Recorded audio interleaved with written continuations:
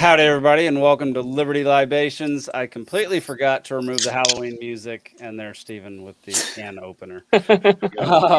So yeah, next week there will be no Halloween music at the beginning of the episode. I am drinking a beer called Blackberry Zombie White Ale, so Okay, maybe we'll I say should have it had was- that last week. Yeah, we'll There you say it go. was in honor of that then. A new realm. That's a good beer. All right. Well, today we've got Alden with a tilde joining us. We got Zane Placie. We've got Stephen Hilton. We've got Chris. And introduce yourself, gay boy. I'm Brent. Sorry about the screen name. I figured I'd just loosen it up on the rip. Fair enough. There we go. All right. Well, thank y'all for joining us. Chris, can you tell folks who you are and where you're from? Yeah, I'm Chris. Me and Brent and Steven grew up together in Brooks, a little South Georgia country right now. Out in the country, right? There we go. Best friends growing up. Heard that he had this, conversation with you guys every Thursday night. So I figured we had these conversations ourselves every Friday and Saturday night. So I might as well get on here and share everybody else, let everybody else hear my opinion as well. I love it. I love it. Brent, I take it your story is somewhat similar. Yeah, pretty much, man. We all grew up together, just raising hell, dude, and we just bullshit around or bull crap around. Dude, this is not a family-friendly show. You can say whatever you want. Yeah, you Okay, said one. yeah. Yeah, man, we've raised hell for a long time, and we don't all agree on everything, but we're best friends, man. It's a great group, and we've been listening. I don't listen as much as I'd like to, but yeah, Steve was like, why don't y'all come on? I was like, I don't know, man. It's kind of a shy thing. I was like, you're going live. That's true. Fortunately, it's not Rogan, so we're not getting millions of views. So Oh, you yeah. don't gotta be that worried. And What? our Hey, not audience is mostly Not yet. animals. They turn this on, like farmers turn this on for their animals and stuff like that. So it's not actually humans. Dude, Watch. I like animals. Let's see. All right, y'all. Well, start off. If anybody's interested in joining the Libertarian Party of Georgia, go ahead on over to lpgeorgia.com to learn more about our principles, what we believe in, what we're doing around the state of Georgia. If you're not in Georgia, go to lp.org to learn more about the Libertarian National Party. Yeah, should we just kick it off with our first story? I've got Zach, I'll share the first one. I didn't get it to you in time, so let me go ahead and share it. Let's see. All right. I believe Mr. Stephen Hilton sent this to me and wants to discuss it. So what do we got here, Stephen? There we go. Okay, so we're bringing up entitlements, and by entitlements, we're talking about, not just the general sense of you feel like you're entitled to something, but it's what the government pays out. Where does our money go? What is the government really supposed to be for, and what is it actually doing now, or at least what does it say it's doing? Yes, now there are 3 feds, exactly. Yeah, dude, it's crazy. We've now been fully infiltrated. But it's just an interesting pie chart to look at because, everyone talks about, the defense budget. The U.S. spends more on their military than all the other countries in the world combined. And yes, that's true, but that is by far not the biggest pie piece on that chart. Correct. We're talking about, health insurance, Medicare, Medicaid. You got within that the WIC and the food stamps and the EBT and all that kind of stuff. Social Security. Each of those is almost twice as big as our defense budget. Yeah. So if that's not a wake-up call, I don't know what is. And then not only that, but it's still not even getting the job done. So we've got a military that's big enough and strong enough to blow the rest of the planet off the face of the planet, and we're spending a combined total of more than 3 times that here at home, and it ain't enough. How much is enough? So does this count with the bond yields going the way they are and inflation is? Because they keep raising the bond yields, so when people buying these bond yields, our debt is at this point, because I think the IRS reported the highest revenue of taxpayers last year ever in history, which of course happens every year, but we're drowning in it now to where we're writing bonds, and then their bond yields are going higher, and we got to pay those for the people that bought the bonds. Right. That's So how does this work out like in that? Because this goes into like I guess the budget on like when the government shuts down because the budget ain't right or whatever, and they're trying to figure it out. Mm-hmm. Yeah, Zane, I think that one's up your alley, man. Because is that the interest on debt portion? Yeah, so you can see here in this pie chart for our listeners that the interest on debt is 10%. So as we keep going into more and more debt, like I think this year we're on track to add like 4 or 5 trillion in additional debt. And as we keep going more and more into debt, and as the interest rate on that debt goes higher, that interest on debt piece is going to get larger and larger compared to everything else. That's scary, man. Yeah, and there's really no way to stop that from happening. Am I correct? There's not. Yeah.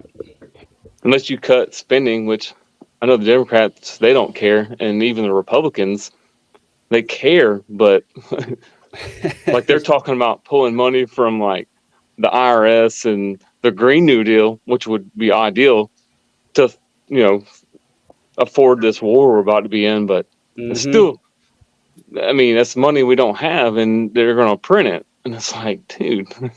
Yeah, I mean, I think they just printed another 1.2 trillion these past 2 weeks for Ukraine, Israel, Taiwan, Right.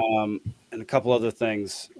So yeah, I mean, they're just not going to stop spending. Like, yeah, even when the Republicans are in power, they don't really stop spending. They don't stop spending, but they cut it from other governments. So they don't like expand government. The only good thing about that is they do like shrink it in a way, but that's the only thing. What they always do is pass some bill that shrinks it 10 years from now, but grows it today. So and then even then, it's like executive. And then the next year, they always say, we're going to delay the shrinking part. Well, it's an executive order, so like you get someone else in, and then that executive order is like thrown out, and it just. That's exactly what they do. I mean, that's what Trump did. Because Obama was out of control. More executive orders than any president before him. All this kind of stuff. And he was ruling by fiat. He was a fiat dictator. All he was doing was passing executive orders, creating these oversight committees. These czars that he appointed to oversee various key pieces of industry in the country. All this kind of stuff. Oh, it's overstepping. And then Trump gets in, and what does he do? He appoints czars and he passes executive orders. His first batch of executive orders threw Obama's executive orders out the window. Mm-hmm. And it's just we don't the administration. You went forward, but you could also go backward. The administration before was kind of the same thing, different flavor, and it was like, just in my lifetime, it's been like we either have like the Republicans that are like we need to go to war for X reason in this place or whatever, against the backing of like the UN or whatever, and then now fast forward, now it's like the Democrats that want war or whatever. So there's spending coming from each side. Mm-hmm. Depending on what your motive is, your quote unquote reasons are, and those will change. But the bottom line is just that money is going out to wars to different places for different reasons. Yeah, and Grumpy makes a good point. What did he say? He said, "Explain the Space Force." I was just talking about Space Force the Space Force during his term. Yeah, that definitely didn't shrink much. No. I saw a really funny ad this morning on Skynet when I was doing my browsing, and it showed a screw floating in space, or a bolt. And it says, when does a bolt become a missile? When it's orbiting at 17,500 miles per hour. And then it goes, Space Force. Well, actually, a missile becomes a missile when it's guided. Anything before that, it's a rocket. There we go. That's totally fair. I made that exact point to somebody the other day. I was like, what is the difference between a missile and a rocket? And that's what I settled on. And I'm glad. Yeah. I was. Missiles are guided. Rockets are just like you light it off in your hand. Let it go. There you go. I don't advise that whatsoever. I mean, depends on how big it is. Fair enough. Chris and Brent, y'all being guests on the show, like I know the political background of Alden, Zane, and Steven for the most part. Can y'all give brief intro to y'all's political backgrounds? Go ahead, Brent. God, I don't know, man. I'm just a guy, I work my ass off. I'm back at kind of paycheck to paycheck. Mhm. like got in a good way. And I don't know. I guess I mean I'm on the right side, but I have beliefs and like kind of a little bit. I'm just mixed up, you know. Hey, that Like sounds big Second Amendment, obviously. I'm not obviously, but because I ain't got guns like strapped to me right now. But you know, I don't know. It's just fair. I don't know. I mean, I vote Republican. How about that? Okay. But Yeah. I mean, it's one of those things. I'm like, God, I don't want Trump to be on the ticket because it doesn't make sense to me. mhm. But it don't look like we have much of a choice at this point. Yeah, that's fair. I mean, for me, like I didn't even vote in the last presidential election because I didn't like any of the candidates. Right. So like, even though I am a pretty staunch libertarian, I hated our candidate, so I didn't vote. Yeah, I give was it Eric von Hessler shit about that. He just quit voting. I didn't vote last time either, to be honest. Yeah. Yeah. That's definitely a thing, and I definitely just don't. I personally don't believe in voting just for the sake of it. I don't believe in selecting the lesser of two evils or three evils or five evils or whatever. We differ. That'll be where we differ. Okay. All right. That's pretty simple.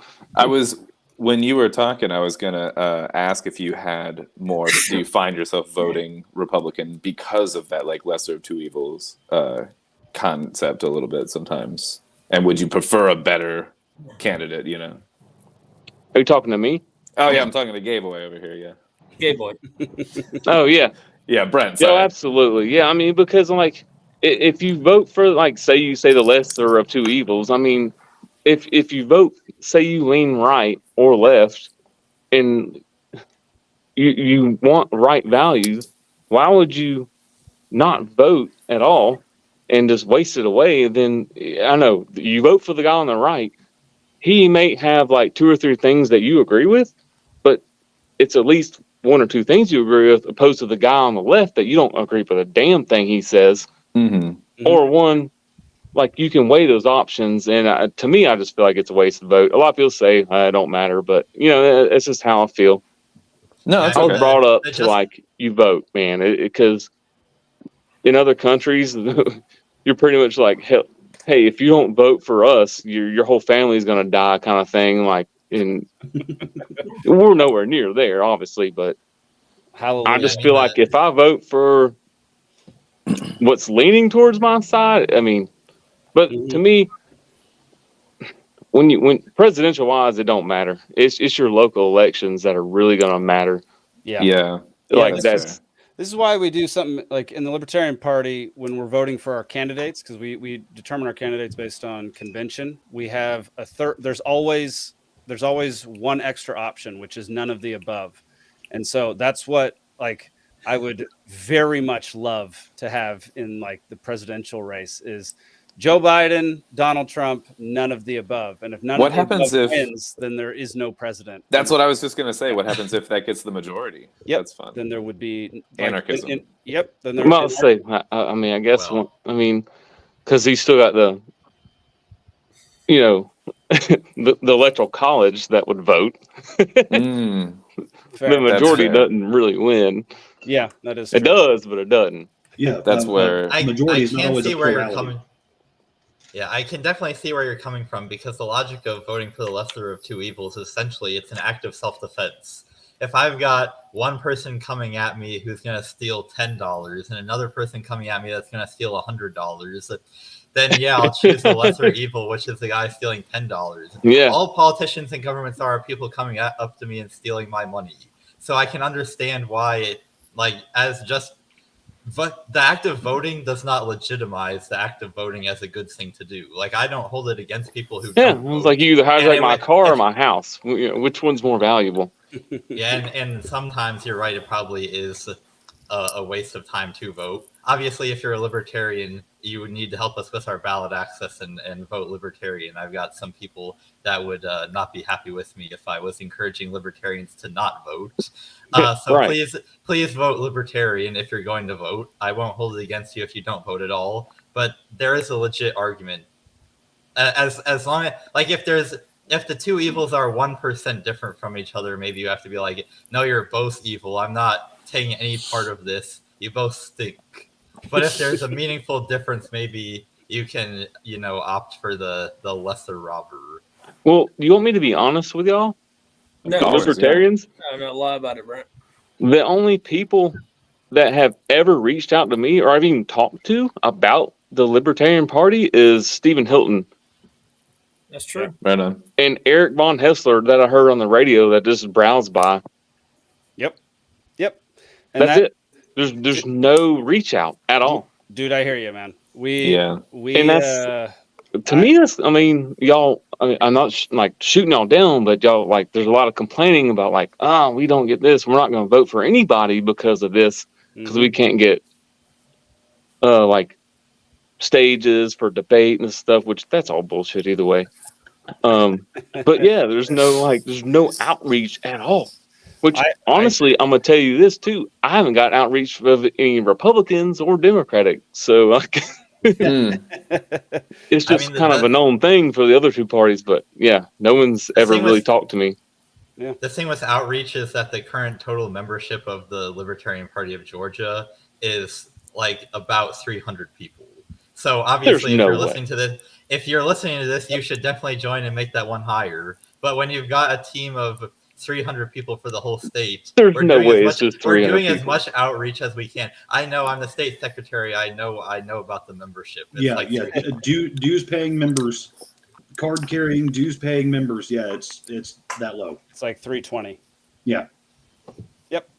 And so the number of people who actually vote Libertarian is definitely higher, but there are not that many members, which means there are not going to be that many people that actually are able to do outreach. And so I don't know how many millions of people are in Georgia, but for 300 people to get to all 15 million or whatever in Georgia. So how many people actually vote Libertarian in Georgia? Depends on the election. So this past election cycle, all of our candidates got between 2 and 5% of the vote, with the exception of the governor's race, which almost everyone voted Republican or Democrat.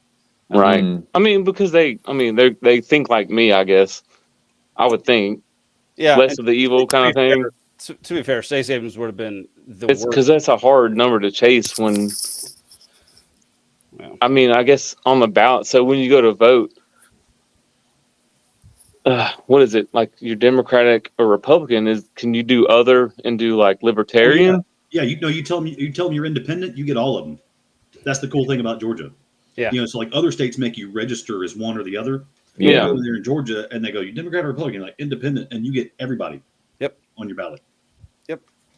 But what I was asking is why wouldn't there be a Libertarian tag to where y'all could really find demographics and numbers? Well, because we're lumped in with independent because we pull less than I got you. Yeah. Yeah. That works. And so the process is long. It's going to take forever. So I'm personally a member of something called the Mises Caucus within the Libertarian Party, and what the Mises Caucus did the past couple of years was basically take over the Libertarian Party because we weren't happy with the direction we were going. We weren't happy with the outreach, the message, all that kind of stuff. And so basically starting mid last year is when we started kind of rebuilding the party and having new goals and trying to do outreach. Hell yeah, dude. Focus far more. Staged a coup. Staged a coup. Dude, throw him over. Coup. You got a good guy in your corner, man. Steven's that dude, he's a workaholic. He's on your corner. Yes, he is. The dude's a beast. Chris, were you saying something a minute ago? No, I was. I didn't know. I was begging to get in that conversation, but I'm new to this kind of podcast video just thing. Interrupt people, Chris. I didn't know if I could interrupted you. Introduce myself. So I'm are they just talking to Brent, or can I just bug in? No, dude, Chris. I'll do it for you. I saw you trying to talk, man. I'll clear a path for you here. Yeah, man. So me, I am not a news guy. I don't watch the news. I don't listen to Fox News. I don't listen to anything. I live out in the middle of nowhere by myself. With BFE. My next neighbor is 10 acres over. Nice. I listen to sports radio, to tell you the truth, 90% of the time, which you can probably see in the background. Yeah, that's fake news too. Yeah. I've got strong beliefs. No, get that shit off of there. I've got strong beliefs, but it's really all based on me and my family. It's Yeah. not really based on of what this people are saying or what CNN is saying or even Tucker Carlson or anybody. It's based strictly off of me. And that's kind of where I'm at. Like you can try to get me to do whatever, but I'm going to fold back to what I always do. And that's taking care of me and my family. It's hard to argue with that. I love that, man. And I got to say, there have been a number of studies and polls, and the happiest people are the ones that pay zero attention to anything happening in the news. I didn't know where that was going, but I believe that. That's awesome. Yeah, no, it's absolutely true. And I personally think it was how we were wired from the beginning. Like, we were never meant to try to take on the problems of an entire whole nation world? or an entire world. We're only presented with all of these things once the internet became so popular and used by everybody. And now we have to think about what's happening in friggin' Israel or there's scope Ukraine. and scale, and then there's also nonstop the 24-hour news cycle barrage. Like, it's time of how much it happens. And then just to made up crap that isn't actually true. Well, It's that's so bad. fair. Yeah, it's absolutely crazy. Well, thanks for sharing where y'all come from. I appreciate it. And we're this show. We like to have anybody on who just likes to talk about this stuff. We're not, we're not going to totally attack you or anything. Just a little bit here and there. That's right. a friendly jab, All right. Well, before we keep going, don't know if y'all know this, but we do a little trivia each week. So we're going to do that right now. Damn it. That was so perfect. That was the best. Hilarious. Oh, man. All right. I'm glad he got that in right before the segue. That was great. I'm gonna listen to that back. I'm gonna try to clip that because that's how I feel, honestly, because Zane's gonna win anyway. So Zane does win. So it's hard for anybody else to even try at this point. I'm doing so much winning. I'm almost getting tired of winning. That's Zane, I'm just gonna ban you from this podcast. That's what's gonna happen. All right, y'all. Libations trivia. The categories are This Day in History, World Series, and the Presidents. Let's see. The rules are round 1, 10 questions, 1 point each. Round 2, 5 questions, 2 points each. Round 3, 3 questions, 3 points each. To answer a question, you have to basically reach your hand to your camera. All right. So Alden has trouble with this. He has to practice every single week. I was going to be the font, and I'm screwed. I can't read that. You don't have to read anything. I read it to you. Oh, hell yeah. Yeah. And first person to cover their camera with their hand gets called on. And if then it goes in sequence from there as to who selected first.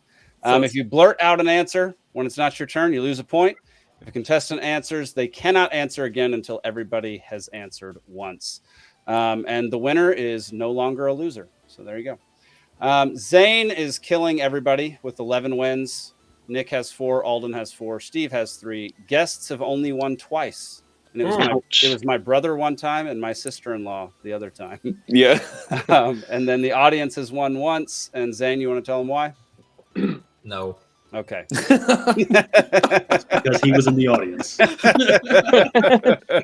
Yeah, why should I explain it when Steven will just explain it for me? That's right. Wow. Okay. Sorry. Let me add a few people to the scoreboard this week. Here we go. God, This Day in History. All right. Uh-oh. This Day in History. Okay. Question number 1. Let me get there. Apologies. On this day in 1947, which plane/flying boat piloted by Howard Hughes took off for the first and last time? Zane. That would be the Spruce Goose. You're such an ass. Oh my gosh. I didn't even do anything that time. That had nothing to do with Top Gun, right? Sadly, no. All right. Question number 2. On this day in 1908, which team won their first World Series, snapping a supposed curse? Hang on. Let me pause. Steven hit. On this day in 2016, which team won their first World Series since 1908, snapping a supposed curse? Steven. Red Sox. Incorrect. Who's next? It was me. Alden. Cubs. It's the Chicago Cubs. There you go. Damn it. I apologize. I messed that one Chris, up. you should have owned that one. Dude, I'm a sports guy. I didn't get it, so I guess I ain't worth a damn. Well, the second round is all World Series stuff. So Yeah, I'm gonna go make a sandwich for that round. I figured I told Nikki you'd hate that round. So. I don't know. Yeah, I'm surprised they got the Cubs one. On this day in 1963, which country's president was captured and killed during a coup? Alden. South Vietnam. Wow. Nice. Damn. Of What? Alden. Yeah, All right. he is 63. correct. I mean, that's what was going on. Yeah, that's very He was true. there. Double I was digits there, tax. On this day in 1777, the USS Ranger set sail across the Atlantic to raid British warships. Who was its captain? Zane. John Paul Jones. John Paul Jones is correct. The did not- bassist This is for Led ridiculous. Zeppelin. I did not think anybody would get that. That is Wow. really frustrating. Okay. On this day in 1960, a landmark obscenity case ends in London, allowing which book to be released in its entirety? Zane. Lady Chatterley's lover. Wow. Okay. Yeah, What the fuck? I know. Zane might have to be banned from trivia. This is ridiculous. I was gonna do a wild guess and say this. I was going to say the Bible. The Bible. That's a rough look, man. Has he got like a like the book with the answers in the back, like I did when No, dude, this guy's like ridiculous smart. Yeah, that book was released in 1928, a censored re-release in 1932, and then they took it to court until 1959 in the U.S. and 60 in the U.K. That's crazy. It's friggin' ridiculous. All right, let's see. Question number 6. On this day in the year 2000, what location received its first residential crew? Residential what? Crew. Crew. C-R-E-W.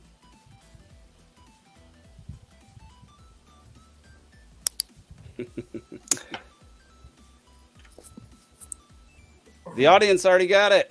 It San is Francisco. Oh. International Space Station. Oh man, Oh, I couldn't like. Yeah, that makes sense. God dang it. When you said what place, I was like, is this like a? I was like, and then what does the crew mean? Like, I was totally thrown on that. There you go. Yeah, Well, that's a good one. you got to think outside the box. On this day in 1949, the Netherlands signed the Hague Agreement to end the conflict over which Asian countries proclaimed independence. Alden. Indonesia. All right, Indonesia is correct. nice. Yeah. Bravo. All right. Question number 8. On this day in 1936, which corporation launched the world's first regular television service? Alden. BBC. BBC is correct. How about that? Yeah. Question number 9. On this day in 1917, the British issued what statement of support for the establishment in Palestine of a national home for the Jewish people? Zane.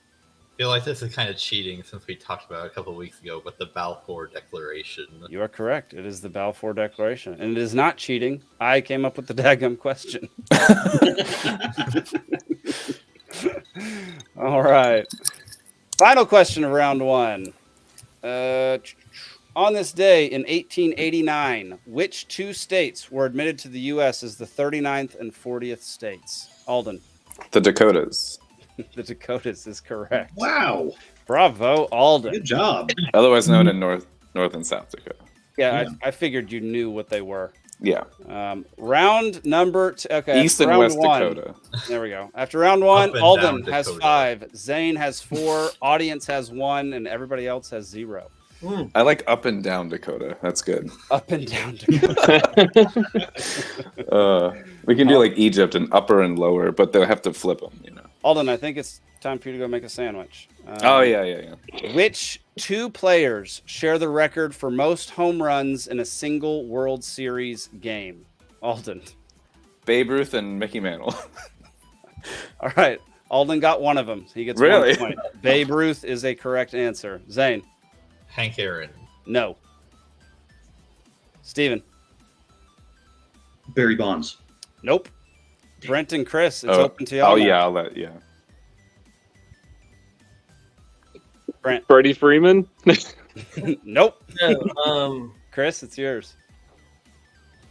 Dude. is it God damn, what's the name? Mr. November. Reggie Jackson? It is Reggie freaking Jackson. Nice. Fuck yeah, Chris. How about That's what's up. How He's about coming. Wake up, buddy. Wake up. There we Gotcha. go. I was sitting there Mr. thinking, November. I know Mr. this. November. Yeah. All right. Question number So 2. are the balls that go into the stadium then called November Rain? Oh, Good Lord. That was terrible. What year was the curse of the Bambino broken when the Boston Red Sox won the World Series? Zane. 1998. All right. What was everybody's guesses? I forgot to tell y'all, when it's a number, everybody gets one guess. Alden. 92. Okay. Steven. 1997. Okay. Brent. You said Red Sox? Yeah, when the Red Sox broke the curse of the Bambino and won the World Series.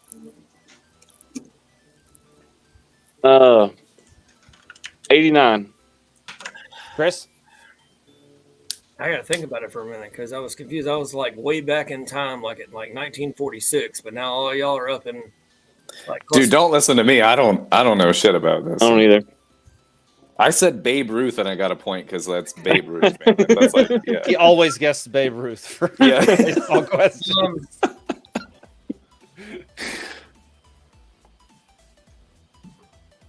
I guess I'm gonna go like 2002. I would have gone high just to. All right, you're going to Hedge split a it bet. with the audience. It is 2004. Nice. Yeah, Oh, there we go. Yeah, it happened while I was in high school. Me too. Same here. Are we all high school now in 04? aging ourselves? Yeah. I There thought we we go. graduated together. I was a freshman then. Yeah. All right. What team has won the most World Series championships? Zane. Has to be the Yankees, right? It is 100% Yeah. the Yankees with 20 freaking 7. I should have. It's Babe Ruth or the Yankees are my two answers that I should go to. Yeah. Jackie Should have Chan. known. Yeah. And Jackie Chan. What year did the first official World Series take place? And everybody gets one guess. Closest wins. I gotta go.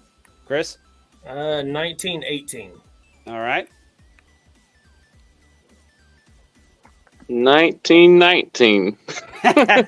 Alden? 19. I don't know if I should go up or down. 17? I'll go 17. Yes. Hey, don't listen to me. I'll take $1, Bob.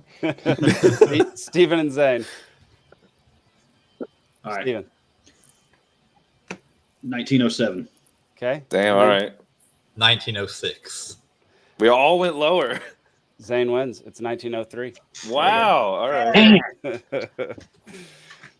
All right. Final question of round 2. Bob Gibson holds the record for which statistical category, accomplishing this task 17 times during a World Series game in 1968? Brent, Strikeouts. you got it. That's what. Oh, no way. I was like going to joke and say that. Like it's a bad thing. You know what I mean? Damn. All right. After 2 rounds, Steven is the caboose with 0. Brent, Chris, and the audience all have 2.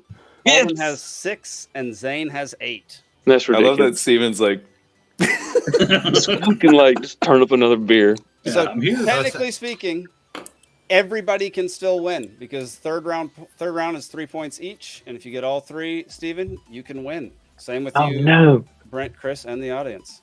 All right. Here we go. These are just heights. These are just heights of presidents.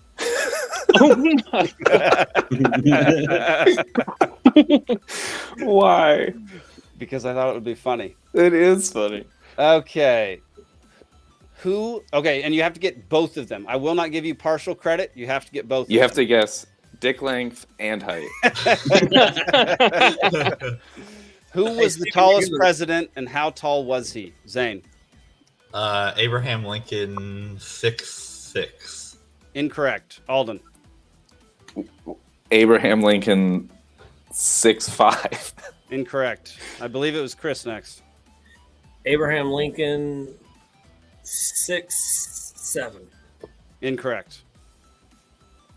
Steven. William Taft, 6'7". Incorrect. Brent. Abraham Lincoln, 6'4". That is correct. Damn. What? Abraham Lincoln, 12'5". William Taft was huge. 'cause Well, they he had a didn't have freaking to top fly hat him on back. every time, so I thought he was like, See, are we measuring with or without the top hat? right. Fair. Was he ever measured without the hat? I need a recount. That's a good question. No, it's Were they sewn using into the his same scalp. measurements back in the day? That's the real question. Well, and All he right. never lied about his height. Oh, totally. Question number 2. Who was the shortest president, and how short was he? Yeah. Zane.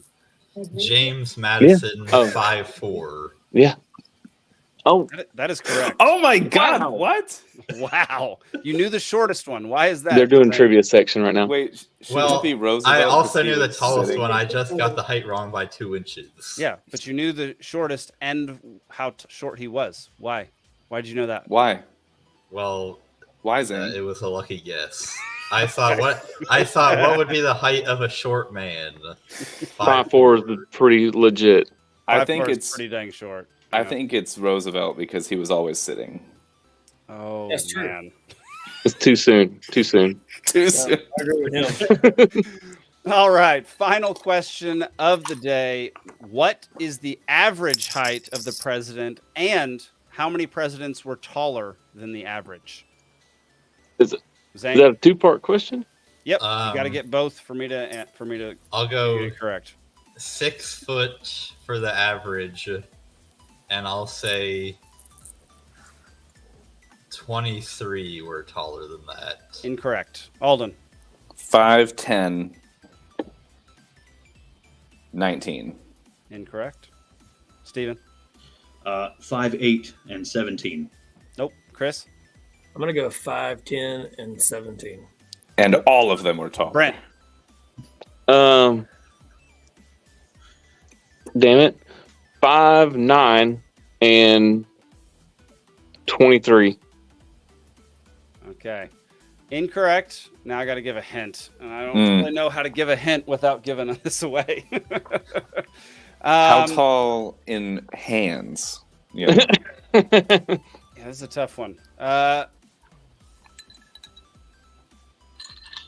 It's less than 6 feet, more than most people said 17, so it's more than 17. Mm. Zane, 5'11", 21. wrong. Alden, I was gonna say 5, 10, 20. Wait, what did I say? You said 20. 5, 10, 20? Just don't 5, say 10, 5, and 12. 20. 40, 80. Steven. I'm going to go Alden, that 5'10", was incorrect. 5'10", Okay. and 19. Incorrect. Chris. 5'11", and 20. Okay, I'm going to start saying you got half right, but it's up to y'all to determine which half. I think, Jake, you should just pick the winner at this point. Like, who got closer? If you got that close. I guess. Oh, yeah. Someone had to be. All right, should we do the closest, I guess? All right. From what we said, yeah. What's everybody's final? Your Zane, what was yours? 5 what? 5'11", and 21. Okay. Alden, what was yours? I think I said 5, 10, and 20, or yeah, 5, 10, 5, 20. 10, 20. Yeah, you did. Okay. Yeah. Chris, what was yours? 5'11", and 20. All right. Mine was like 5, 9, and 23. 5, 9, 23. Okay. Steven? I said 5'10", and 19. 5, 10, and 19. We were close. All right, so the answer is 5'11" and 24. Damn it, does Zane get it? Well, if you put me and Chris together. 2, 3. 1, 2, 3. I got the 5'11" part. So, I mean, first. So technically speaking, it's a tie. Who said 5'9" and 23? Me. Brent. So it's a tie between Brent and Zane. Dang it. You each get one Duel point to the back. death. All right. Well, sadly, I have to click on this stupid thing again.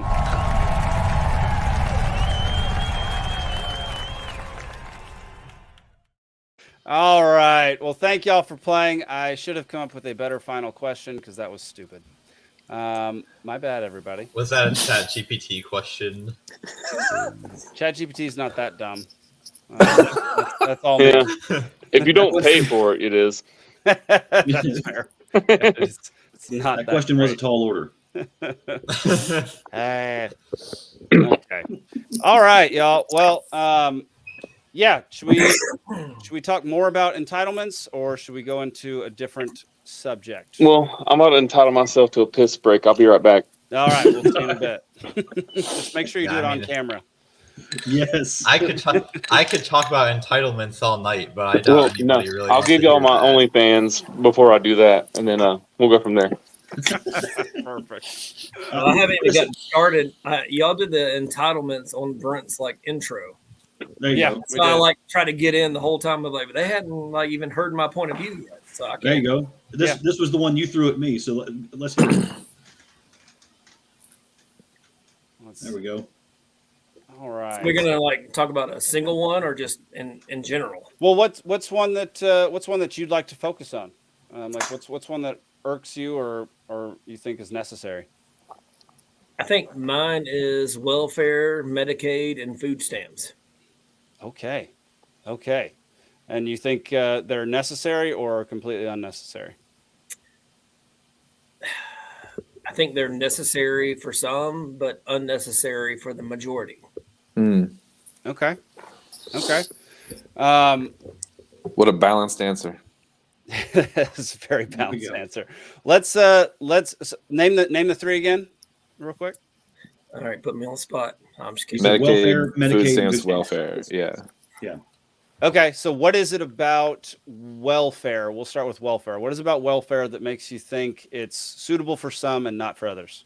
I think all three that I named are grouped into the same category with me. Okay. I believe that we have raised a generation of victims, and they are being continuing to breed victims based off of what we're giving them, if that makes any sense. So to break it down a little bit further, if your mother is on food stamps, welfare, and Medicaid growing up, then I don't know if this is Zane probably will tell me with the statistics, but I'm guessing that their kids are probably more likely to be on food stamps, welfare, and Medicaid as adults as well. Yeah, I'm pretty sure that's right. Yeah.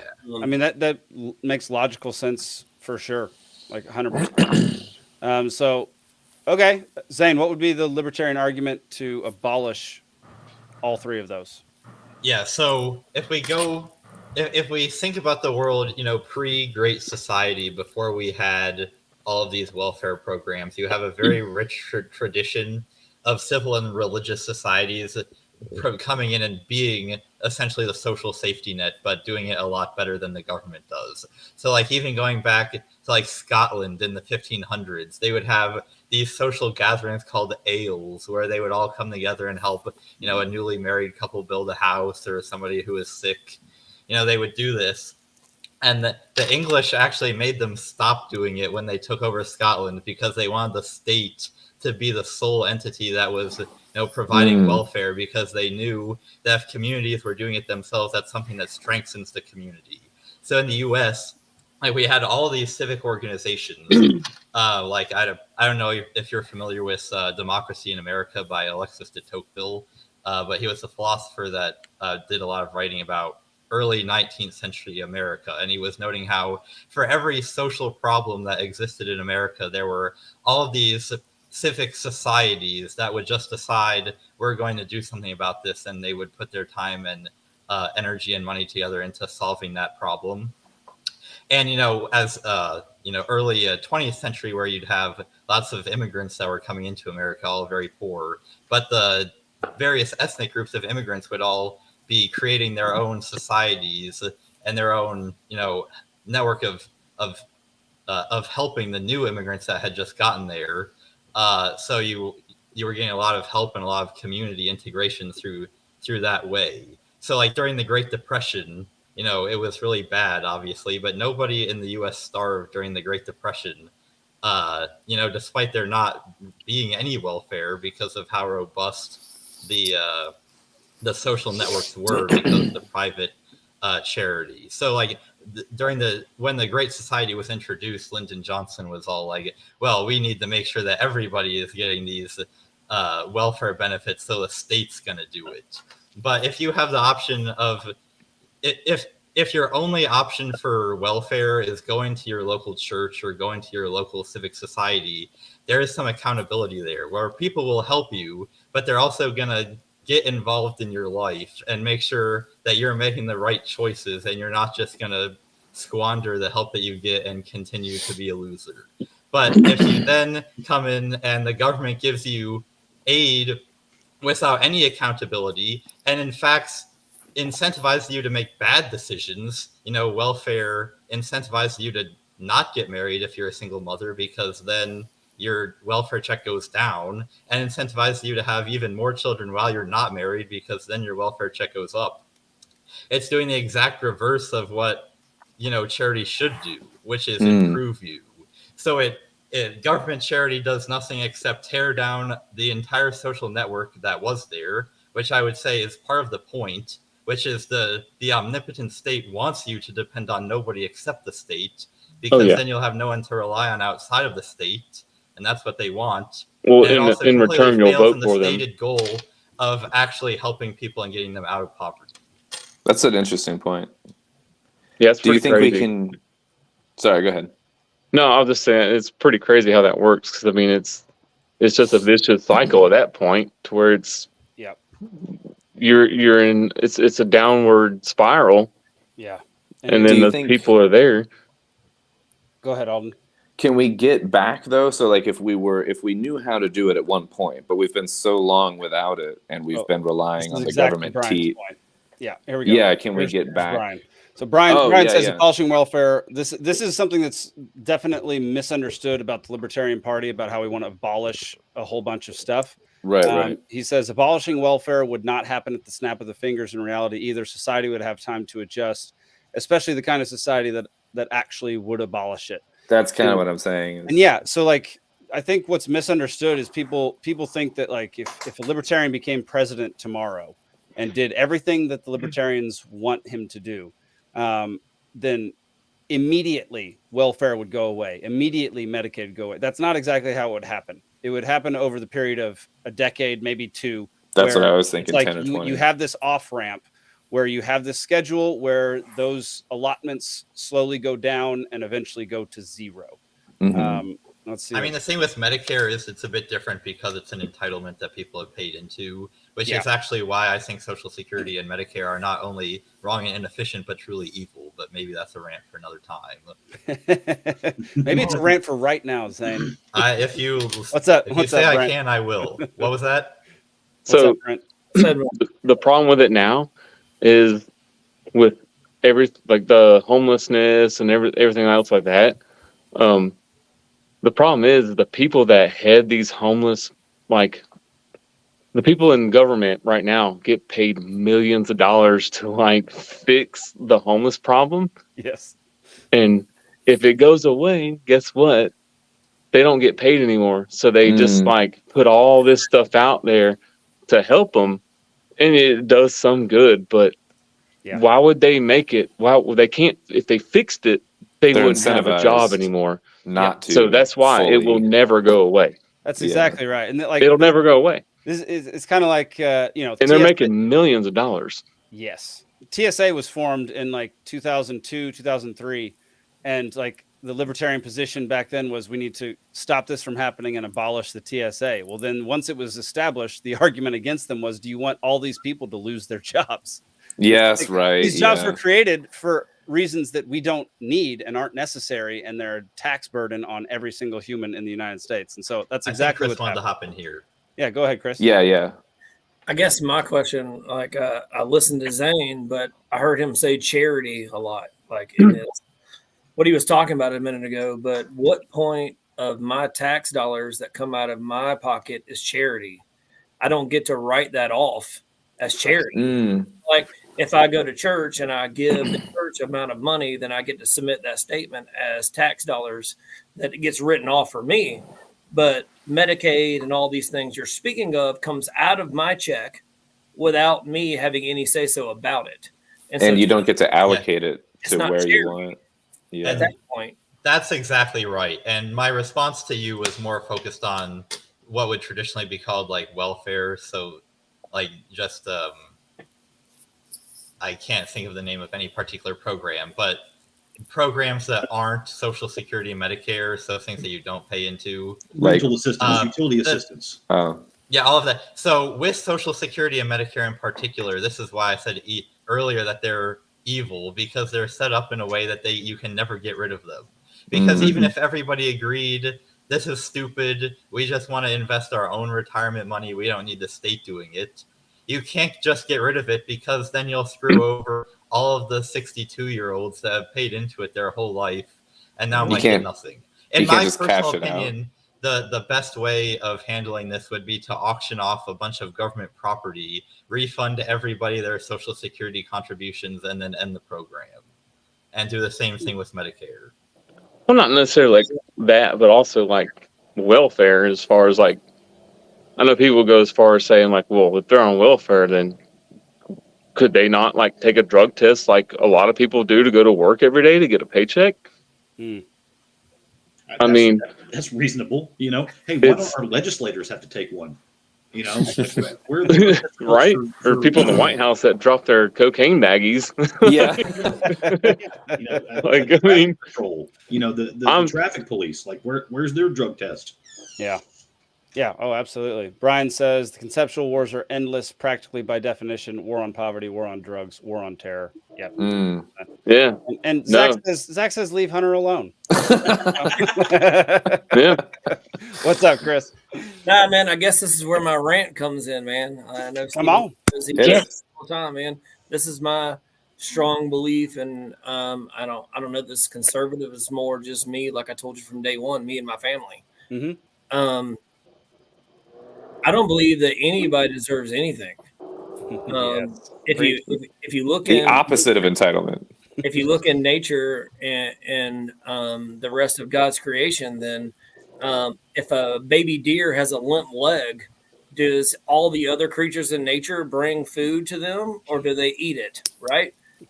I mean, that's a shitty thing to say, right? But even as Americans and people come here, we have already done way more than that and provided that. And what happened with that is that people started taking advantage of that. And now we end up where we're at now. And so I've talked to Stephen and Brent about this on many occasions, and the only solution I would have that's even remotely humane would be to give every mother with children that's on welfare and Medicaid and food stamps, you pay for their school for 2 years. And you let them know you have 2 years. I'm going to keep giving you this level of housing and Medicaid and food stamps. And you have 2 years. I'm going to pay for your school. And after 2 years, after us paying for your school, if you can't support yourself and your family, then that's on you. It's not on us at that point. We have already given you more than you are entitled to, right? And this is about entitlement. We've already given you more than we should have to give you. I shouldn't have to do that. But we will. And after 2 years, if you can't, with me paying for your school, me paying for your house, or not me personally, but the government, food and everything else, if you can't put the work and the effort in to provide for your own family, then why should I continue to have to? Why should we keep spending decades and keep raising more people that are entitled, that are going to go down the same path, it's going to get worse. It's not going to get better. You're going to have to cut it off, and you can't cut it off all at one time. Mm-hmm. You have to give people an option to get out. And a lot of the way to do that is give them an ultimatum. Listen. That can be a good motivator sometimes, depending on the situation. The time motivator. It's just straight up like survival of the fittest. Like, here we go. I might be just ignorant on how it works, but like, is there like do you have to reapply like once you're like in a welfare program or food stamp or something? I've had a friend before in recent past, in the last 5-6 years. Brent and Chris know these folks, but they had to sign up for food stamps. They hit hard times. Unemployment for a little while. There was a brief stint. The man of the house was without a job for about a month and a half. And they went back and tried to turn off the food stamps. And the lady at the office said, "That's a whole pile of paperwork, honey. Just take your 6 months and ride with it." Oh, weird. Yeah. And he was like, "What?" He was like, "But I have gainful employment. Like, I'm making more money than I was before I got laid off." And she was like, "It's going to take me 5 hours of paperwork to turn this off. Just use the 6 months." Yeah. Interesting. Yeah, it's all about the incentives. We've got a program that incentivizes people to make the wrong decisions in order to keep getting the money. And it's very difficult, I would say nigh on impossible, to design a government program with the right incentives. Because, as Stephen just explained, the government administrators are never going to have the right incentives to make the program work, which is why, Chris, I like the idea of where you're going, but I'm very skeptical that such a thing could ever actually be implemented. It'd be so harsh. Like, people would lose their minds, dude. Yeah. Well, see, and all this is anchored to, the difference between charity and entitlements is, charity is voluntary. Entitlements is compulsory. I have no choice. It's coming out of my paycheck. Okay, so. Yep, that's exactly. Harp on this all day, but as long as we have a compulsory income tax, as long as a large portion of my paycheck is stolen from me before it hits my bank account, I'm not going to have a say in this. This reminds me of the thing that I had brought up a month ago, but I'm going to ask Chris and Brent specifically as the guests and see how they feel about this. Like, how would you feel if you, for your taxes, were able to like check different boxes of like what you're like down with like your money going to or not, and like allow the people to kind of have like a more democratic, like in the democracy sense, not like Democrat Party sense, but like voting say on where the money goes. Like if you're gonna get taxed, at least have some say in where it goes. And like if more people don't check the different like boxes for like welfare and things like that, then that would force the programs to have to maybe do the deadlines and be more strict about things and figure out how to like turn it off instead of just let it ride or whatever. How do you guys feel about something like that? As a at least a step toward in the right direction. Yeah. I mean, ideally to me, that'd be the way to go to do that. If everybody could do that. Go ahead, Brent. Sorry. Yeah, I'm just saying, but if you could like say where your taxes were going. Yeah, assuming it all worked, like assuming it was honest, like just, hypothetically, like. Right. Yeah, do you want to bomb brown kids in Yemen or Pakistan this week? You have to choose one. Check a box. Yeah. Signmyrocket.com. That's right. Yeah. Brian says, don't forget all the other taxes like property and sales. Yeah, we have enough taxes. Yeah. Yeah. Dude, to me, like, yeah, that'd be nice, like to see where it goes. Like you could like kind of check it to go, but I mean,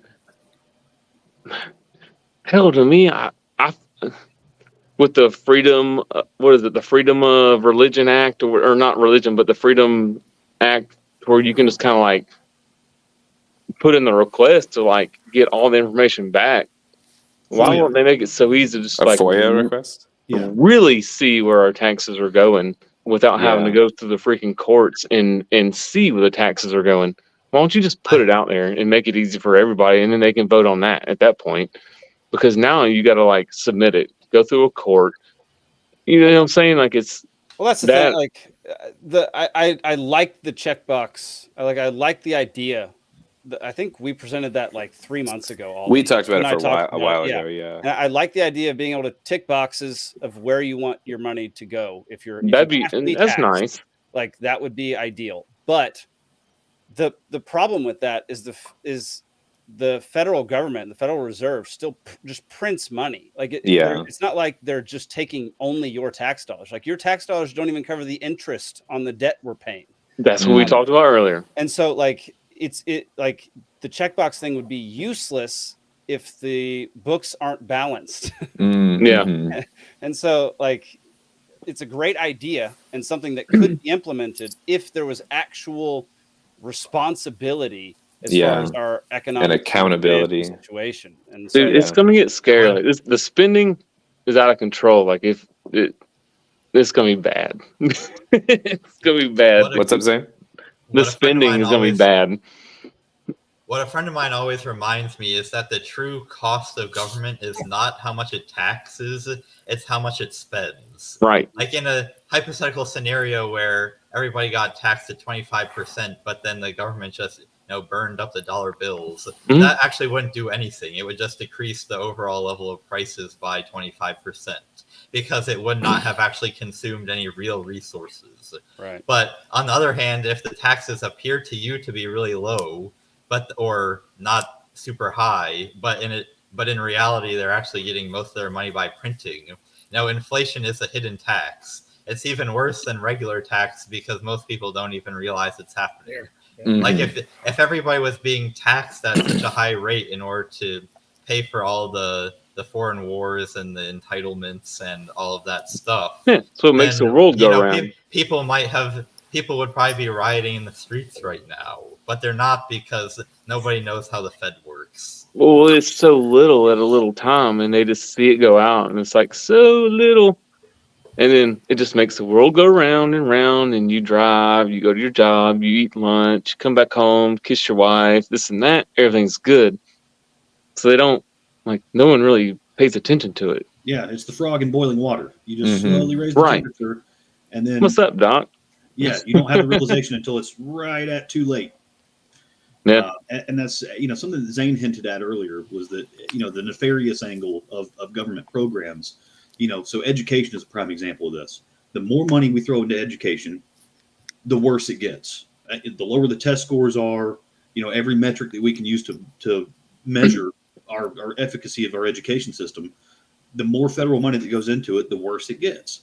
So if we apply the same to entitlements, so let's say, Social Security, health insurance, Medicare, Medicaid, welfare, all that kind of stuff, the more money that gets dumped into it, it makes it more readily accessible to more people, thereby worsening the situation because there's no actual incentive to rehabilitate the people. No, whereas because there's money to be made. Voluntary, back in the 50s and 60s and 70s, was mainly churches and, local civic groups and whatever that were doing the charity. Like Zane said, they played an active role in your life. They also mentored you. They would teach you how to balance a checkbook, how to, fix basic things in your house, make sure that you're, not just a loser. And now it's just running rampant. You just file the paperwork and you can do it online. You don't even have to give an in-person interview anymore. You can do this all kind of like voting. Exactly. Yeah.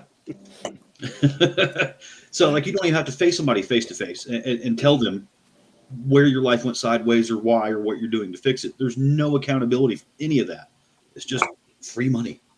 Print more every day. Put into it, the worse it gets.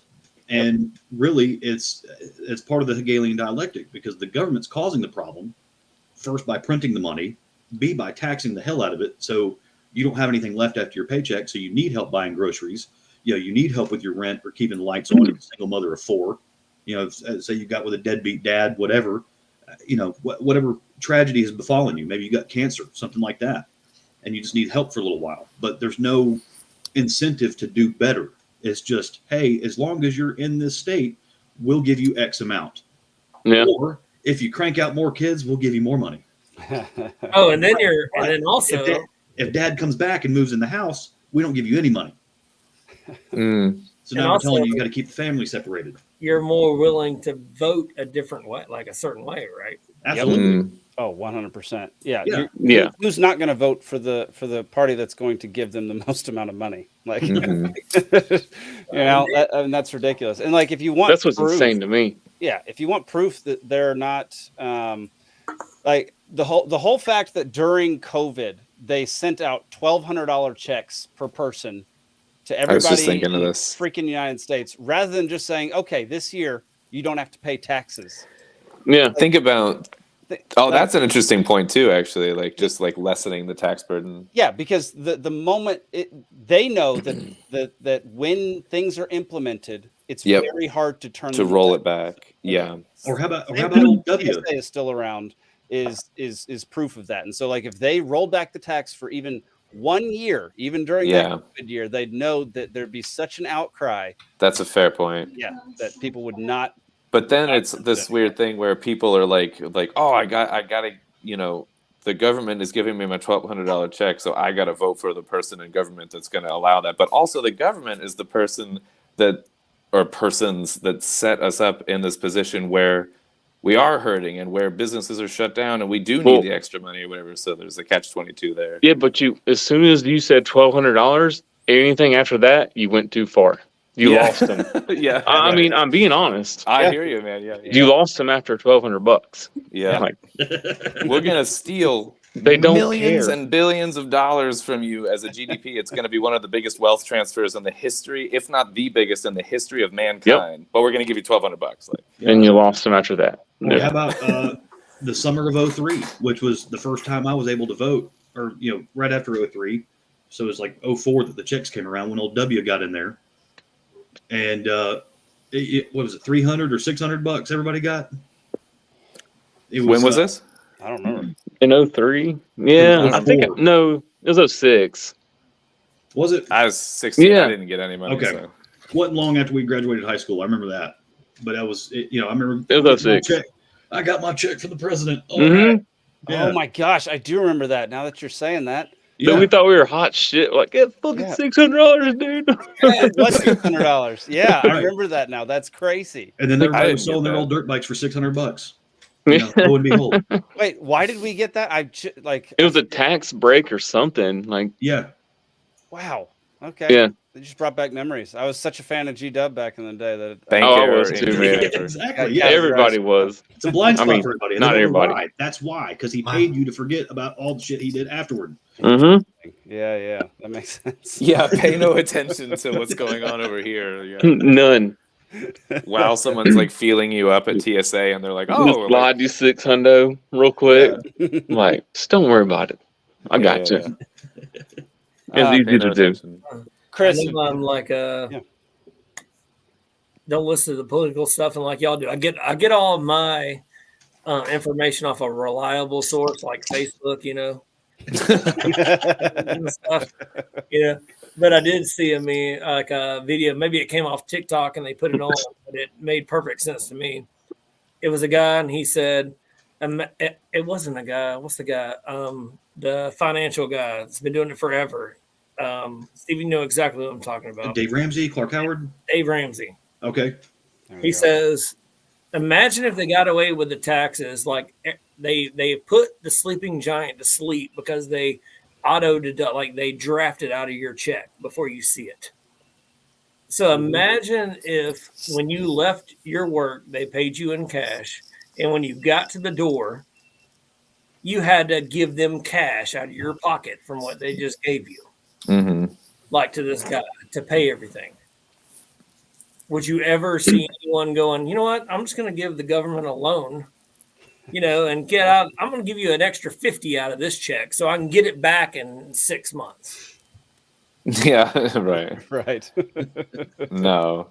Yeah, I mean that is a great point. I think I watched Dave Ramsey make that argument. Well, Neil Borges used to make the argument all the time too. Yeah. He would talk about, what if everybody had to write a check to the government every 2 weeks or even on a monthly basis? Yeah. Mm-hmm. There would be a riot the first time that happened. But I mean, Like you get 100% of your paycheck, and then you get a phone call 2 days later. By the way, you've got a week and a half to give me 30% of that. Yeah, it wouldn't be the first time. It wouldn't be the first time because everybody still sits down at every April and sends the stinking government a check. So it's not. I'm gonna say like we still do it every year. Yeah, it'd be like month 3 where people would be like, absolutely not, no way. I do it every month. You know, see my paycheck. I'm like, okay, and then every year I have to pay my property taxes. And it's like, God dang it, you know. But we still do it. Well, and again, the we're administrative desensitized from it. So like the food stamp people not wanting to cancel food stamps for folks that already got a job again with the Department of Revenue. Oh yeah, they're trying to hide it. I've gone through this recently. Working under the table. It so painful for them to harvest their money from me. I got on a payment plan, and every week I was calling having problems with the website. And then finally, like once I got down below $100, I was like, you know what, just forget about it. I was like, can I get that in writing? Yeah. What Grumpy had said about property tax, honestly, of all the taxes, I think I've even said this on here before. Property tax, they all suck. Yeah. Something about property tax feels the worst because if you already paid for the damn thing, that's like sales tax over and over and over again. That doesn't make any sense. Yep. Which is worse for like people with no kids because you're paying for like school tax. Yeah. I don't Exactly. I have kids, but like for people that live in the counties, like I don't even have any damn kids. Mm-mm. Yep. Well, you're paying for that. We showed a picture of a guy who was holding up a sign a few weeks ago saying that he bought his land outright in like 1970. Yeah. And now he pays property taxes on it that are equivalent to what he paid for the property every 3 years. Wow. Well, there's ways like you can. I don't know how it is and where he paid for it, but like once you put like long-term property like that, like you put it in conservatory. Yeah. Like, dude, it ain't nothing. Yep. No, there are ways to get around it for sure. Yeah, there's like she has family property that's been in the family for like 300 years, and that's the number that was in a my lot mind. of property. That's weird. And it's less than what I pay for my 4 acres here. Yeah. So it depends on where you are. It depends on like what the property is and like what you're planning on doing with it in the future. Because like we bought land in Montana, and if you do the conservatory thing, you cannot that's what it is. Conservation easement is what it's called. Right. And you pay like it cuts down on your taxes a lot, but no one will be able to build a single thing for the rest of eternity on that bit of land that you turn into conservation. That's in a trust. Yeah. So it comes with a price, but there are like homesteading exemptions. There are all sorts of stuff you can try to do to get around paying. I mean, homesteads. Is there a go fuck you exemption? It's called that AK that you have in your closet. Yeah. There we go. I think Chris had a point earlier. What's up? No, man. About the definitely the property taxes, man. We've talked about this a million times. So I live out here like in the middle of nowhere, and we've had this land that was hunting land in my family for 60 years. And so we moved out of Fayette County, Georgia, which is where me and Stephen and Brent grew up, and it was country then. And so I saw how everything was going, and I'm like, I got to get my family out. Like, let's go out there. Let's move out there, and we built a house. Okay. I'm on a well. I pay for a private trash company. I'm full electric, and I pay almost $5,000 a year in property taxes. Damn. Meanwhile, the school system from the outskirts is so bad that I have 2 twins that are 2 years old, and I'm not sending them to them school systems. I'm just not. Yeah. And so you're going to tell me that I'm going to pay you $5,000 a year. Right. I'm not using your trash. I'm not using your water. I'm not using anything. Yeah. What do you get? And I can't send my kids to your school system. And on top of that, when it rains down here, my road is not even kept up. My wife can get out of my driveway to go to work. Like, what am I paying you for? Yep. That's the question. That's a great question. I mean, I feel the exact same way. We pay property tax in Montana on this piece of property that It's a dirt road to get to. Actually, it's a dirt path to get to that the I was state gonna has say- nothing to do with. A They dirt don't road is provide- generous. Yeah, they don't provide power. They don't provide plumbing. They don't provide anything. But we No. still are paying property taxes on the Absolutely. daggone property. It's absolutely absurd. When you pay property tax on a piece of land that is capital R remote, like there ain't nothing, like it's that really starts to like accentuate the ridiculous factor of Yeah. what you Everybody's are paying argument- for. Everybody's It's- argument is it- always the road. Like, oh well, you got to get a road to get there. Well, the freaking gas tax is supposed to pay for the daggum road. Ah, Tell me what the property tax is paying for. Like, it doesn't make any damn sense. what's It's up a fee for having them not come and arrest you. Okay, Yeah. It's a when you don't put it arrest that me way, I fee. kind of like that. I kind of like that. Well, not being Zane- arrested part. Zane, while you're at it, man, no, that we don't even have police out here anymore. Our mayor is crooked as shit. We have nothing. Like, people aren't even getting water bills, which we talked about. Like Stephen brought up a month ago. They're just saying, like, their whole thing, like everybody was going, we hadn't got a water bill in 2 months or fucking 7 months. It's like, what are we gonna do? And the mayor at the county meeting, her exact words were, well, you know you have a water bill. Why don't you just pay So it's on you to go donate the money or whatever. That's bullshit. Right. To pay for whatever usage you think you may have. Yeah, I'm Yeah. already out here. I'm already paying property taxes, and I'm getting nothing from you guys. I'm gonna And go in grab it. return, I have to figure out myself how much money I think I owe you for my own water bill. $1. $1. I mean, it's taxable. There you go. Yeah. $1. Zach says the water company owes him money. Absolutely. Always. For being a good customer. There we go. Well, yeah, man. I think we probably agree on quite a bit, and that's the thing. Like, I think most Americans agree on far more than what it's made out to be. Like, I think, Absolutely. like, even though we might have different party affiliations or whatever, man, most Americans are pretty daggum reasonable. Agree on at least 60% of the issues out there, especially when it comes down to the personal things, not necessarily who cares about foreign policy if you're, if we're keeping things within the United States. But, and that's why I like having people on with completely different views. Because, we're not sitting here screaming at each other saying, No, dude. So I'm not sure I'm as optimistic as you on this, because I think there are a lot of people that have been indoctrinated into the cult of the omnipotent state, and we just don't really associate with them. No, Like Chris there's and no Brent, thinking I that sit- they are. Why did you do that? Okay, so my point being is that, when a lot of people are surveyed and you ask them a very general question like, would you like taxes to be lower? They'll say yes. Absolutely. Right. But then when you ask them, well, do you want to cut program X? Well, no. Do you want to cut program Y? No. Do you want to? So nobody ever wants to cut any particular thing. I'll give you two a lot of credit for actually being willing to say, we think all these programs should be cut in order to reduce taxes. But I think that, we are very similar, and we are not that similar to a lot of other Americans, unfortunately. Okay, so I kind of agree with you, but I do think that there are many, many people who, while I think most people don't do any research and don't actually know what they believe in. Exactly. So when you ask them the general question of should we cut taxes and they say yes, well, they don't have any idea what that implies. And so educating them on why these certain programs are bad for the United States or bad for your pocketbook or whatever is an important part of it, because there are a ton of people out there who live where their beliefs are in complete contradiction within themselves.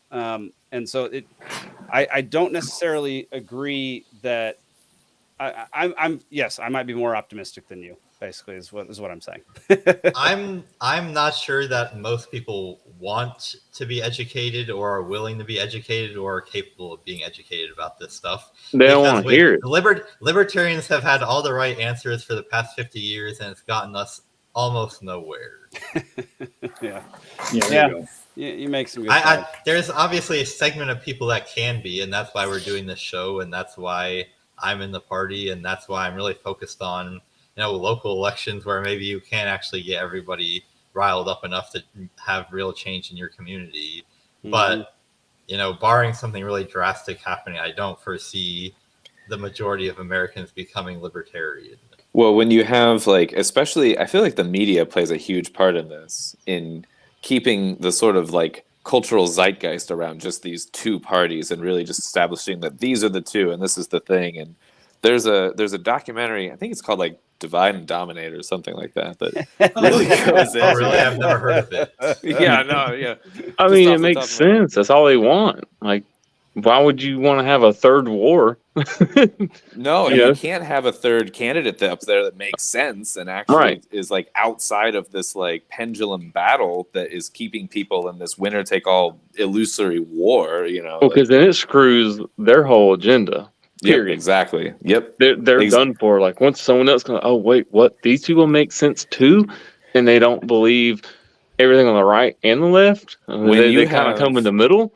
Yep. Oh no, we can't have that. When you got two sides, you can pay off both sides. Stephen, what was the situation you were just talking about where they were they paid money to the left? Oh wait, and some to the right. It was one of those things where you're hedging your bets, and if you can get both sides in your pocket, you can't do that with 3, 4, 5, 6 candidates. You can't just spend money all around, but you can hedge your bets. Mm-hmm. And with the corporatocracy kind of bullshit, you can basically lobby just across the board and get your way no matter who wins, and it doesn't matter. And I think we have a lot of that in this country.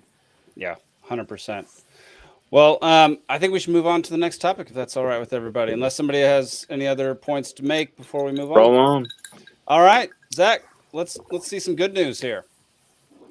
Mr. Sam Bankman-Fried, found guilty on all counts, faces over 100 years in prison. So I think the conclusion to be drawn from this story is that the justice system works perfectly and we should all respect it all the time. Yeah. No, I saw that picture today. I was like, good God, he froed his hair up pretty hard. Yes, he did. I think he's trying to get some I'm Jewish points. There you go. Yeah. Sam Bankman-Fried. Oh, which would not be good right now. Bankman-Fried. That's great. So I've been following this story quite a bit, and this broke right before we came on the air, and Zach brought it up because I wasn't paying attention to anything. And so, first thoughts, anybody who's been following this, anybody who has anything to say? He looks like the guy from Ancient Aliens with the hair, Oh yeah, he does. Just not quite as brown. That's the most important point you'll hear all night. Yeah. There we go. So I mean, this is a little bit of justice, but where's the money? Yeah. I mean, it doesn't matter. He wasn't a big bank. He was not too big to fail. So, So he failed. The money's gone. The money's gone. The money already went to where it's going to be, to its final destination, which was the Democratic Party, and some warlords in Ukraine. So, yeah. This is gone, what I was buddy. just talking about. Yeah, there's not actually going to be any real justice because you're not getting your money back. No one who invested in that is getting their money back. They're not going to try to accumulate or recoup those funds. Here we go. Grumpy says it exactly. The money is in Ukraine and the party. What about that exotic resort in Jamaica or the Bahamas or wherever he was staying? That big mansion that he had. Can we turn that into public lands? And we can file for our turn to take a vacation there one day. A 350 million person timeshare. How so if you get it for one day, how many years would that take for the entire American population to go? 100 million years, right? There we go. Well, I'm sure there's supposed to be a few million acres in Ukraine I could go to as well. There's my vacation spot for that. Yeah, I mean, it's just your periodic reminder that not your keys, not your coins. Yes.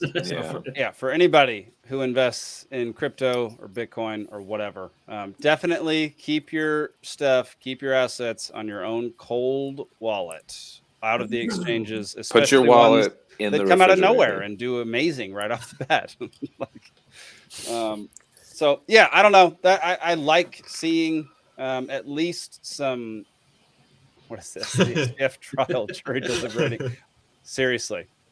I mean, that was so quick. I really thought it was going to go on for much longer than that, and they just. I just remember seeing like his testimony was like, I don't recall. Yeah, which Of course they don't. isn't Yeah. a defense, as we all know. Ignorance is not a defense. Right. Yeah.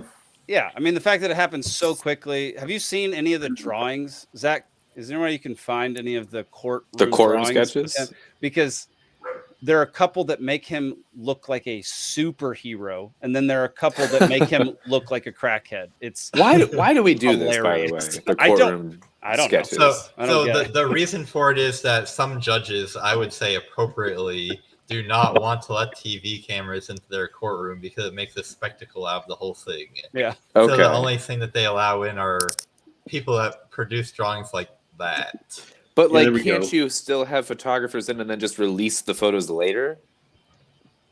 Wouldn't that also not create a spectacle? Yeah, but they'd get leaked, I guess. I don't know, but like, see, okay, look, there's the superhero version of him. Wow. Yeah. Ultra chud. That looks nothing like him. Although the mean, the literally, Twitter that's community notes say that it's not actually a courtroom sketch of him. Did you see that? The woman next to him looks like a candle that's melting. She looks like the kids' friends on the Goonies. You know, hey, you guys. Oh my god. Exactly what I was- Sloth. Yeah, this courtroom artist needs major help. Sorry if Yeah. there's barking in the background right now, y'all. There's a dog going crazy in my house. Oh my gosh, yeah. In what way is that supposed to be Sam Bankman-Fried? This feels like favoritism at this point. Oh yeah. Yeah, Oh, yeah. because this The is not an community actual notes. courtroom sketch of Bankman-Fried, but Oh, there we go. I don't know, whatever. Yeah. It looks closer to Brad Pitt from Fight Club right now. It does, yeah. Honestly, I like that more. There we go. Yeah, the giant bulge on his neck is weird. Anyway, Too bad we didn't have these last week when we were talking about cryptids. Yes, the courtroom crawler. all right. Well, let's Zach, let's pull up the Alex Jones Infowars bit real quick Oh god. Boy. and launch into this. Yeah, it's a way of segueing into our next. it's our a next if topic. it's into Infowars, it's always a hard segue. I feel like Yeah. you're right with the word launch into it. Yeah. Yeah, we're launching into it, and we'll probably get a strike for this one. But here, Oh yeah. make sure you unmute Ask it. Alexa as of today. Alexa, what's going to happen with the 2024 election? Oh yeah. And it says there will be no election. And I've had people at the gas station 2 days ago. I got a bunch of text messages and calls. And my wife asked me about it because her friends and people are asking her. And we had some friends over the house last night. They were asking me about it. So the buzz is out there that there won't be a 2024 election. Now, I'm not saying that's going to happen. I'm saying we're not in normal situation anymore. We're not in Kansas, as they say, anymore.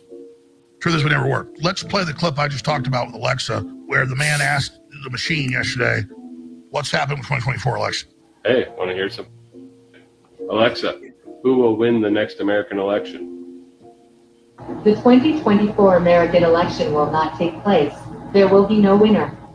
War Powers Resolution of 1973 or the War Powers Act will be invoked by the act of war with Russia and China. Once an invoked, the standing party will retain and remain in power. This is fake. I wonder I as wonder well, that. So, first thoughts, Zane, go. but does anyone have an Alexa? I've got a lot of them. Can we test this and just ask it the same fucking question? Like, sorry, go ahead, Zane. No, I mean, my reaction is that that's obviously fake. It's my first Well, thought. Zach has the best response to that. You're fake. You're a cryptid. I mean, if y'all want to give me a second, I can go in and ask it. Hey, Dude, go ask in it. and ask, and we'll phone talk. with you, bro. You got your What's phone. the outcome of the 2024 election? Yeah. What will be the Who will outcome of the win? 2024 election? Yeah. All right, I'll be back. Because let's take it on its own terms. Where let's suppose it is true that they're like the power elite have decided there's actually not going to be an election, and they're going to accomplish it in this way. Mhm. Do you really think that they would have Alexa just start saying that to people? What if Zane? What if AI has now become sentient and knows things that we don't know. Well, we know AI has become sentient. There's been many times in the last few years, just in the last 5 years in particular, that Facebook and Google have put their AI in the same room, and within minutes they had a their own baby. machine language that we can't decipher, and it They had just a creates baby? gigabytes of data within seconds. And they're like, "What is it? What they're talking to each other? What? Unplug it! Unplug it! Oh my god!" Like it's happened a lot. What That's about like- that AI that was like doing like factory work and just killed itself? Have you seen that? No, What? They had an AI robot like taking boxes off a shelf and setting it, and it did like 5 times, and it finally just went, "Poof," they said it killed itself. They need AI I gotta see a suicide video. nets. Oh my god. Man, And dude, it didn't take but like 5 minutes where it was like, my life, like I'm done. Like there's no other reason in life, and it just killed So- itself. we are stronger than AI then. Because we've been Minimally. doing that for shit for years. You know? Yeah. wow. I remember Hang seeing on. some. There was like an AI, robot convention over in Japan. This was a couple of years ago, and there was Were they My naked? wife's gonna kill me. 2 or 3 little robots like the size of your hand. They were up on a table, and he starts running them through the Turing test. Mhm. And he asks the first one the question, it answers wrong. Meaning it's a robot. He shuts it down. The second one, he asks it the question, answers wrong, shuts it down. And then the third one looks at the question. Its eyes, its little digital eyes get all big. It looks over at its dead brothers, looks back, looks at its hands, and goes, "I'm alive." And he goes, "Oh no!" and shuts it off. Alexa, Right. who's going to win the 2024 election? There are 14 public figures who have confirmed their candidacy for the 2024 U.S. presidential election. There we go. Republicans running include Chris Christie, Alexa off. Yeah, so Alright. the Google Yeah, or that's Wiki fake. answer. All right, Yeah. there I we see go. that Alexa is ordering the Republican nominees in order of fatness. Look, I found the robot killing itself. Yes. Let's see what happens here. 9 boxes. He did 9 boxes. Put it on. And a it conveyor stood line. there and went. It was like, fuck this. And then that's Command real. Q, man. Like just All That's the of these best. people watching. That is incredible. Well, that gives me a lot of hope for the future. perfect. Weird, dude. I can sleep tonight. Like, I mean, Oh my gosh, that's so it's somewhat human, but it realizes like really quick, like this is not my life anymore. And it's like, Yeah. good. That's so good. All right. I love it. Just your regular boring reminder that the only thing that underlies AI is lots of linear algebra. It can definitely appear as though it's conscious, but it's not. Just so we're all clear. I still think so too. I still think it killed itself, but whatever. well, yeah. I think it just like just a and just I think there was a second shooter. Yeah. yeah. The Epstein Model 2000. All But I right. mean, on top You of don't- that, No, you don't want that model. I've been told at least 7 times in the chat, and I forgot to do this at the beginning of the episode. So before we go any further, we have to say, if you are interested in going to LP Georgia Convention this year, go get your tickets now, lpgeorgia.com/convention. We have a ton of great speakers that are going to be there. We've got Shane Hazel, Spike Cohen. We've got the Tower Gang Pod. We've got a presidential debate between all of our candidates. Just say free beer and people will go. There will not be free beer, so don't See, show no one's up. going to go. Okay, there we go.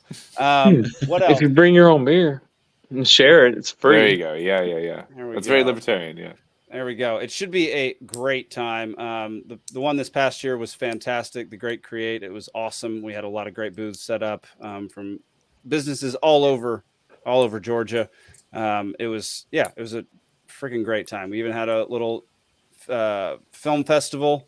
Tons of speeches. My personal favorite was Derek Bros. But if y'all haven't watched this past week's Free Georgia podcast, might have been my favorite episode I've ever done. Derek Bros. Including on this show. Okay. Derek Bros is the man. Your past 3 or 4 have been hard. I haven't seen this one yet, but Okay, I'm looking forward to it. Derek Bros is a killer, man. That dude, he ran for mayor of Houston, and they kicked him off the ballot. He proceeded to then still get under the skin of the candidates and like keep going to rallies and keep going to do things. And he bought land in Mexico where he's setting up his like fortress of solitude with his like wife and or girlfriend and a few other friends. So he's a super interesting dude and a go-getter, does many things around his community, and he's all about like local elections, local like community and all that kind of stuff. So highly recommend you go check out that episode. Let's see what's next. What do we got next, Zach? I believe it's the Oregon story. Oh, here we go. The school thing. Yeah. All right. Let's see. Oh, I was thinking. Never mind. Oregon, right? You can pause the video. The video's got nothing to do with anything. But the title of this article from The Hill says, Oregon just dropped all graduation standards, failing all of its students in the name of equity. So, I mean, wait, does it fail them all or pass them all? It passes them all, technically speaking. That's what I would have thought. Yeah. So prior to the passage of Senate Bill 744 in the Oregon Legislative Assembly's 2021 session, the assessment of essential skills requirement for high school graduation was sensible. Read and comprehend a variety of text, write clearly and accurately, and apply mathematics in a variety of settings. Students were required to demonstrate these skills by earning at or above a cut score on the Oregon statewide summative assessment test. Citing the effects of COVID-19 school closures, however, SB 744 required the state to review requirements for high school diploma options. To address learning loss throughout the pandemic, the bill led to the suspension of Oregon's essential skills proficiency requirement through the 2023-24 school year. They then extended it this year through the year 2028, arguing that requiring students to complete standardized tests both presented a harmful hurdle for historically marginalized students and represents a misuse of state tests. Ooh, I would like to use that argument for homeschoolers. Give us the tax break. There we go. Because that's the whole thing is like, well, we need to know that they're still educated. Well, apparently they're not when they're with the state anyways. So what are you really worried about? Yeah, Yep. school of choice. Like, So that goes along with that. I mean, they're basically arguing. So all this talk about like people on the right wing being racist and all this garbage, like this is about the most racist thing that there is, because they're literally making it easier because they don't believe in marginalized people groups. Well, I've seen it years ago. It was either Boston or Philadelphia, or maybe even both, or even Baltimore. I think it was Baltimore was one of them too. That inner city kids shouldn't have to take grammar proficiency because it's the white man's English that they weren't raised with. Right. What? No, that's absurd. It's the language of business in the whole world. Yeah. And math is racist. I heard 2 + 2 no longer equals 4. That's a racist thing to say. Exactly. No, you're dead right, Steven. Like that's just crazy. Zane, you got anything to sorry, go ahead, Steven. I was going to say, it's the same problem with the healthcare system too. So, there's an asiom in the healthcare system of an ounce of prevention is worth a pound of cure. So it's the same thing. We went over all the entitlements. We went over, now we're talking about the education stuff. Anything the government has its hands in, there is no prevention. Mm-hmm. There are no safeguards. There is no review. There is no assessment. There's no, no hindsight at all in terms of efficacy, or do they even need this? And it's just across the board. And now you see that they're just blatantly failing you. I mean, this is them just throwing up their hands. Hey, you're going to pay us anyways. So anybody in Oregon, in the state of Oregon, if you've got kids in public schools, they are a glorified daycare. And which, by the way, I'm willing to bet what some of the property taxes are up in Oregon, daycare is actually cheaper. And they might learn more from MTV than they would that place. Fair enough. So go ahead. I Dan. guess I'm not actually sure how much this law really changes anything. Like, I think we need to be careful that we don't unintentionally become advocates of standardized testing, because that's all that this bill really does is start handing out diplomas to people that shouldn't be graduating. It's not, this in and of itself is not directly reducing the quality of the education, because our education already stinks. Now, who this really benefits are the teachers' unions, because now if you make the graduation rate 100%, then all the teachers can be like, look at all these people passing my class, when they actually don't have to do anything. But they probably weren't teaching it. This bill is a reflection of public schools already having been failing for the past several decades. It's not something that's going to cause the schools to start to fail just now when they had been okay, because they've never been okay. The public schools cannot be saved. People ever since the No Child Left Behind, it's just been like, after that it was just like, well, we're just going to corrupt after this point, because we can't fail if there's no child left behind. And that's why, like, Atlanta public schools had all these corruption charges that went through, and like these people made money off the fact that they passed every child in Atlanta public schools. We have a seventh member here. There we go. The entire history of public education, going all the way back to like Prussia in the 1880s or whatever, it is and always has been first a tool of state indoctrination. Teaching people how to do math is secondary. It's how to follow orders and basically be a machine. And what's weird is I wish I knew more about this, but like the new math they're teaching the kids, because I don't understand it. And it's like these boxes they draw in to like do their math and stuff, where they go across and down. Like it's wild, because I got 3 kids and they do it, and I'm like, I can't help you with this. Is it faster or not faster? No. Then why are we doing it? For large numbers, when you're doing, they can prepare for the DMV, Alden. No, when you're doing more than 2. Like if you're doing 3, 4, 5 large numbers together, they're quicker with that stuff. But standard arithmetic, like working a checkout counter at Wendy's, because I remember my niece went through this, and she was getting awards in school for her math proficiency and this, that, and the other. And it was like, I was up there one time. I was like, hey, we're going to Toys R Us. You want to go? That'll tell you when it was, because Toys R Us was still around. Do you want to go get a toy? And she was trying to do math with sidewalk chalk to figure out how much money she had left. Mm-hmm. And I go in, use the bathroom, get a beer, cut up for a little bit.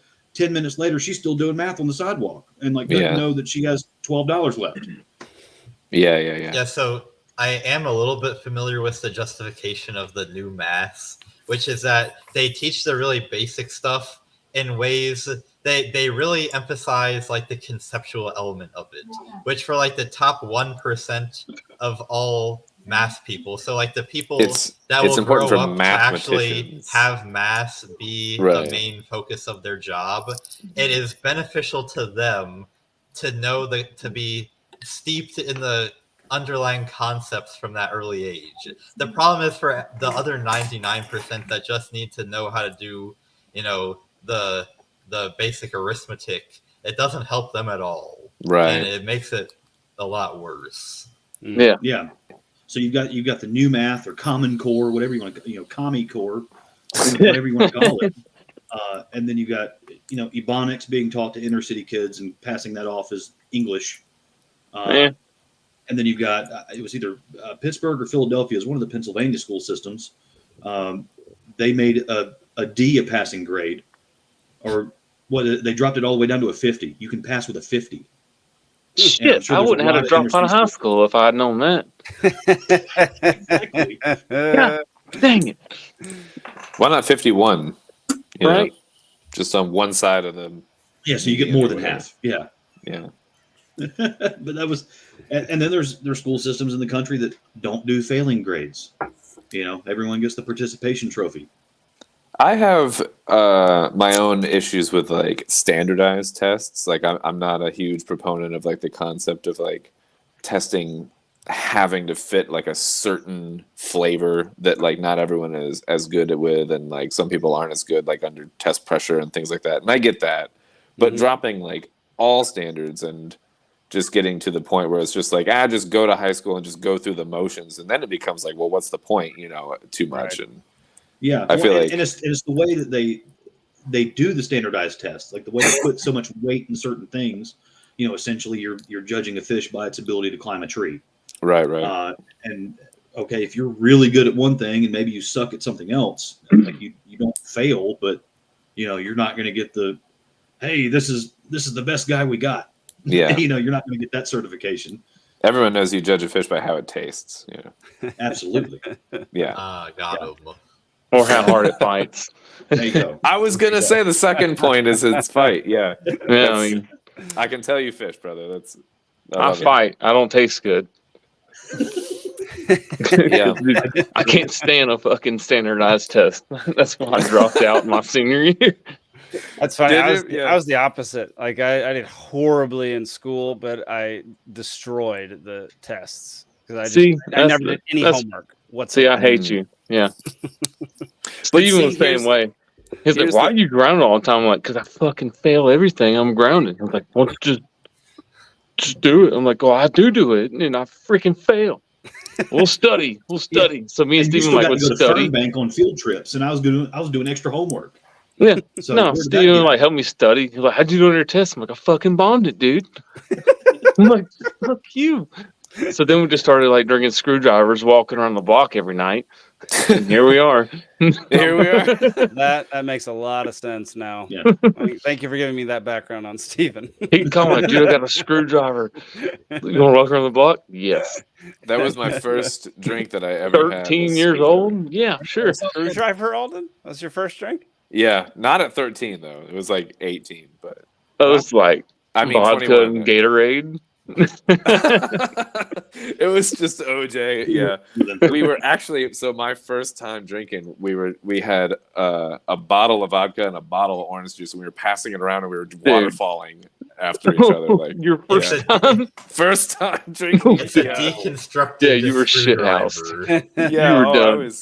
I was rounded. I had one of the worst hangovers of my life my first time drinking because I didn't understand that you got to stop at one point. Like, yeah. Nah. That's what they should teach in high school is how to drink, man. Like, we could teach that course. Yeah, we definitely could. Cheers, yeah. You got right. in English, but you got an A+ in mixology. There we go. Yeah, what's up, Chris? I did it West Georgia, 04. I know. Y'all usually only go till 10, right? Yep. Yeah. We didn't get on it, but something's heavy on my heart as far as we haven't talked about it yet, and it's healthcare. There you go. Okay. Healthcare with me, I'm an operations manager for a ambulance service. It provides inter-facility transports, and we also run 911 and provide that for a lot of the rural areas. And why it's not more publicized or whatever, in elections or a train of thought or something that's spoken on more often is definitely a disgrace in my opinion, because we have hospitals that are shutting down in Georgia because they can't they're losing millions of dollars a year. Grady in Georgia is the largest trauma system in Georgia. It's still going, but it's hurting. The second largest was AMC, and they shut their doors. Yeah. Yep.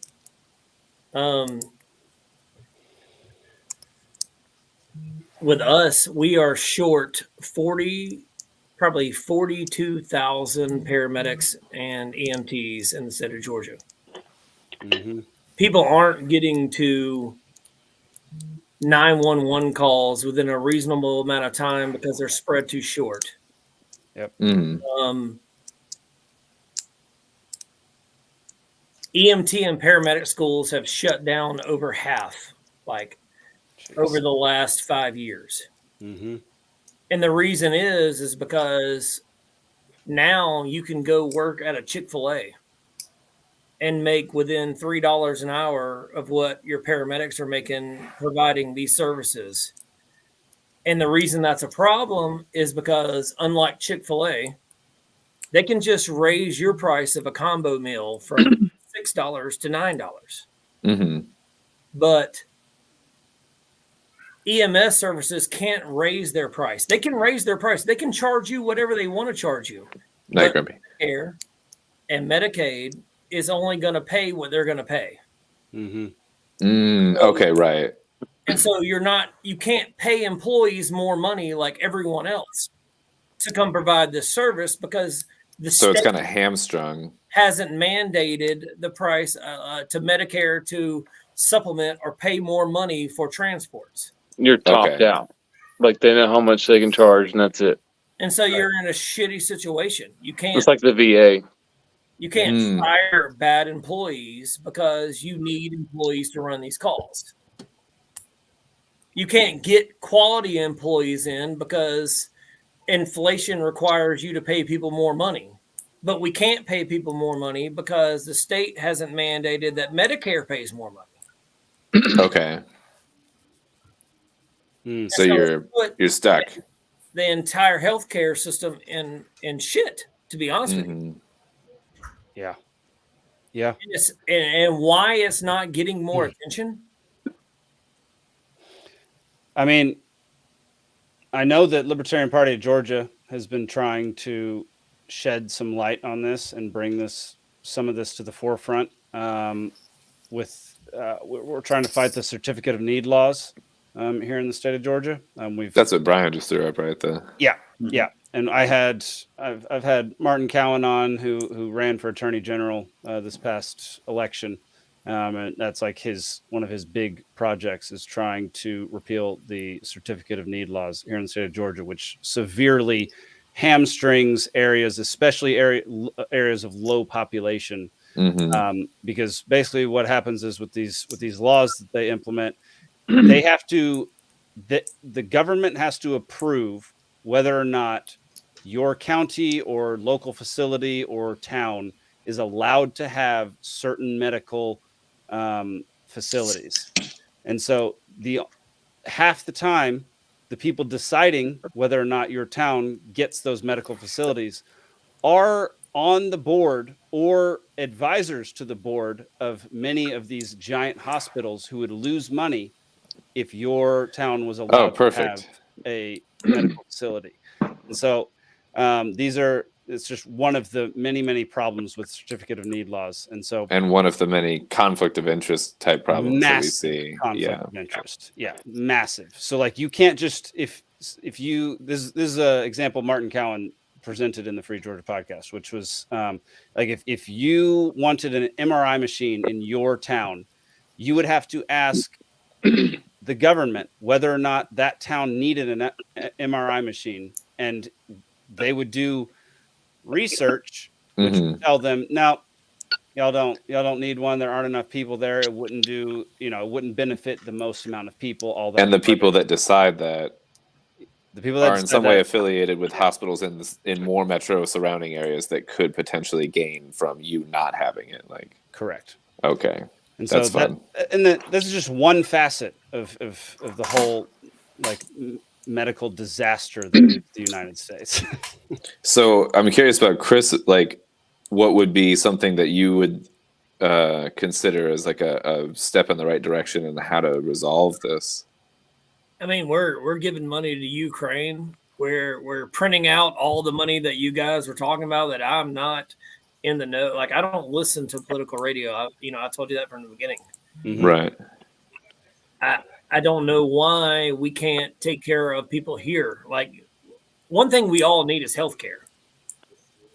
Yeah. Especially emergency healthcare. And so why isn't our tax dollars going to support our trauma hospitals or the school system, bring up paramedics that provide life-saving care for everyone? Why is it our thought and everything going everywhere else rather than what's going on right here? I mean, dude, like we shut down major trauma hospitals in the state of Georgia in the metro Atlanta area. Everyone is overdone. Like Grady is like they're lined out the door. We're getting in there. There's no way to provide actual quality health care for people anymore. Mm-hmm.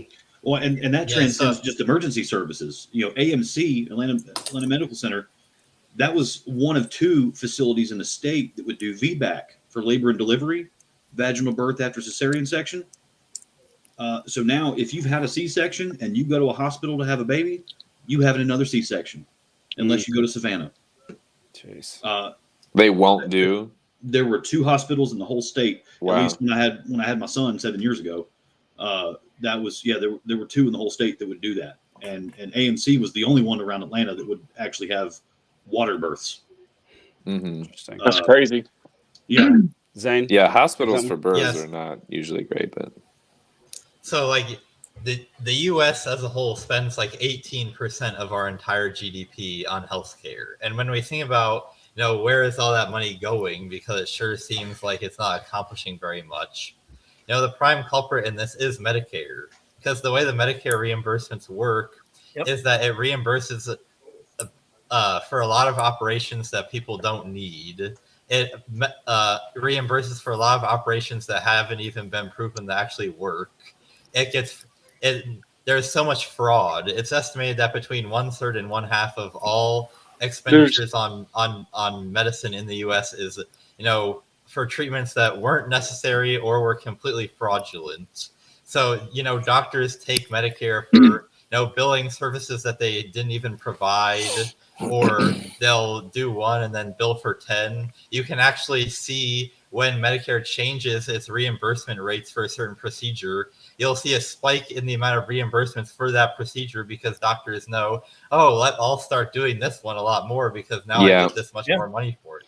So it's a lot of money that's being spent on dumb stuff that's apparently causing people to not be able to spend enough of their own money on what they actually do need. Dude, a friend of mine has like legit a deviated septum. He knows it. And he went to the doctor to say, hey, how much would the surgery cost to get this fixed? And they straight up said, well, we need a sleep study. Oh, geez. And he goes, I don't need a sleep study. I sleep fine. I wanted to fix my deviated septum. I said, no, we have to have a sleep study. And we're DOT regulated. And like, once you go on, like, if you do a sleep study, you go on medical as a sleep study patient, and they go, oh, well, then now you're flagged DOT. Right. And he refused it. And it's just the same shit you're talking about. Like, they just like put you through all these freaking like just like boundaries of like you don't even need. It's crazy to that make you money. And when you know what you need, like the dude has, he fought his whole life. Like, he's a rowdy boy. He had his nose broke his whole life. Like, just fix my nose, bro. But if you want to just go get a plastic surgery cosmetic nose job, you can be like, cut my nose, bro, and like they'll just do it. It's crazy. Or just be like, I just want to be a girl. Fix my nose. Yeah, yeah. Slit my nose and cut off my dick, and they'll be like, heard, son. Like, you ain't gotta say that. Yeah. Like, I want to keep the dick, dude. but yeah. I guess I'm what a girl. I wanted to say is that we kind of got into hospital situations, but as far as EMS, if something doesn't change soon, there's not going to be anyone to come when you call 911. Yeah, that's the truth.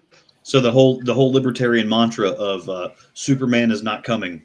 Well, is, they'll come. More true than we want it to be. No, they'll come, but they won't know what to do. You'll have like kids that will be like, "Oh, we can give you CPR." It'll and be that's like an about it. idiocracy ambulance. Yeah, there you go. So like was it United Airlines says that they're only going to hire minority pilots for a certain amount of time. It's like, well, are they trained? Holy crap! Yeah. I don't care what they look like. Can they fly the plane? Yeah. Chris, and I'm sure you would know this better than me, but from what I've heard, the ambulance industry is hyper-regulated too, where if you want to provide, ambulance services or even something that's not for emergencies, where I heard somebody, I think he was in like Rhode Island or somewhere in the Northeast, but he was saying how like some people don't really need a ride in an ambulance. They just need a ride to the hospital for a non-emergency service. And the state's like, no, you can't do that. That you have to transport them in an ambulance at the emergency rate.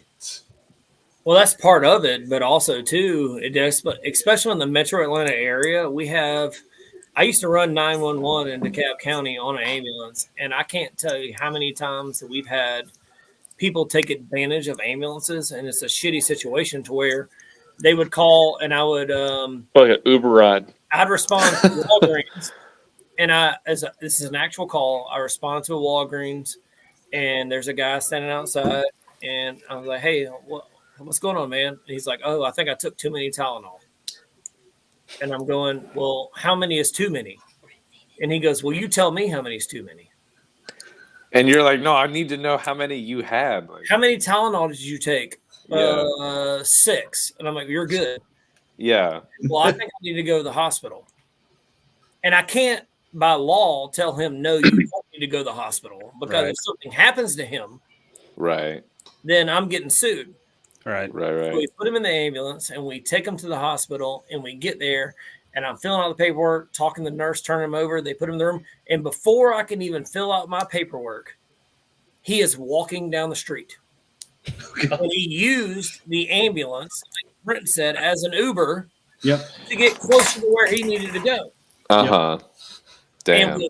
And with the low wage they're paying paramedics, the way they're shutting down paramedic schools because they're not paying a livable wage. You want to talk about livable wage? You want to make $14, $15 working at Chick-fil-A, but you want to pay a paramedic with 17 years experience $17 to do that an hour? You're going to lose it. And everybody's getting caught up on these calls when people are actually dying.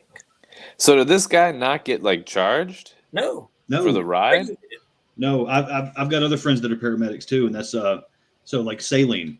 When they got crackheads that hit them up for just a ride to the hospital, that by law they have to provide that service. So it's normal saline, but they would give it different names. Hey man, you high right now? Oh well, not anymore, man. You've been had some trouble finding some stuff. Hey man, have you heard of normazoline? No. Oh dude, normazoline, man, it'll really lay you down. And then they hook them up, give them a bag, and say, "Oh man, I feel it. Oh man," and they start acting all high. It's normal saline. 2 hours, 2 minutes. Is it like a placebo effect or something? Or? Yeah, What? They think that the ambulance is just their drug delivery service. It's their drug dealer Instacart. Yeah, man. I don't really have I don't think there's any immediate solution to the problem that you're talking about, Chris. That's complicated, yeah. Because I think it's been probably what's been happening is it's been happening gradually over time, and it's finally gotten to this point, and it's probably going to get worse before it gets better. On a cultural note, what's fucking wrong with people though that I would never have thought to use an ambulance like a fucking Uber? Like it wouldn't have even ever occurred to me. Honestly, it's that all kind of about the relates. incentives. That kind of relates back to what we were talking about earlier about Medicaid, welfare, and food stamps. Yeah. Yep. I mean, it's correlated exactly the same. They don't in mentality anyway. It's the entitlement mentality. Yeah. Yeah. Yep. 100%. I never would have thought. I mean, I didn't even realize. I'm glad you said that, Chris, because I never even would have known. Yeah, that was an you issue guys should be able to at red all. flag people that if after they do that to you, let's say twice. I don't care if you're actually having a heart attack. Screw you. But you got something in We need place. the cried wolf law or something where you can refuse someone on the third time of doing the same bullshit. Like, Just let an important politician bleed out while someone's crying wolf. Hey, where was that ambulance? When this That's the politician number one thing. Let these politicians have our Medicare. Yeah. So the quick, easy response for me would be, let's place some more money in the state into where we can raise the reimbursement amount for ambulance services so they can pay their employees more money. Well, my 911 fee comes from my cable bill and my cell phone. So if you're running 911 calls, and that's pennies on the dollar. I mean, and that's stuff that I don't even call that a tax. That's a usage fee, man. If I got to pay the fire department a few $100s or a couple $1,000s a year to put my house out if it's on fire, I'm willingly paying that. I'm not even going to argue with that. Like that's That's one service I hope to God I never use. Well, it's a utility. School system. Yeah, exactly. Rather than the school system of, if I don't even have kids, why am I paying into this? But that's the difference in a fee and a tax. Because a fee, again, is voluntary and a tax is compulsory. It's coming out of my paycheck before it hits my bank account.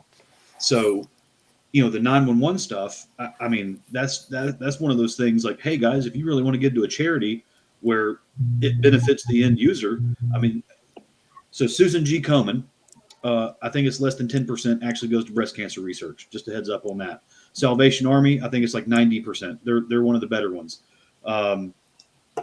What's one of the ones for veterans? Wounded Warriors, Total Grift. I think they give maybe 20%. Yeah. And then what's the guy with U2, Bono? His one organization. It's called. Or your favorite one, UNICEF. 1% to charity. That dude keeps 99% of that crap. Yeah. So it's one of those things. Look into the charities. Look into the breakdowns of how they give out the money that they take in. Who's really more responsible with it? And that's one of those things. Hey, your local EMS service, whether or not you want to actually write them a check, hey, go bring them some pizza, please, God, because these guys, like Chris is saying, these guys need some help. They're down in the dumps, man. They're overworked, they're underpaid, and we need them dearly. Dude, they're making right out of what you'd make at working at fast food, and you're expecting them to go to college or go to school to do this?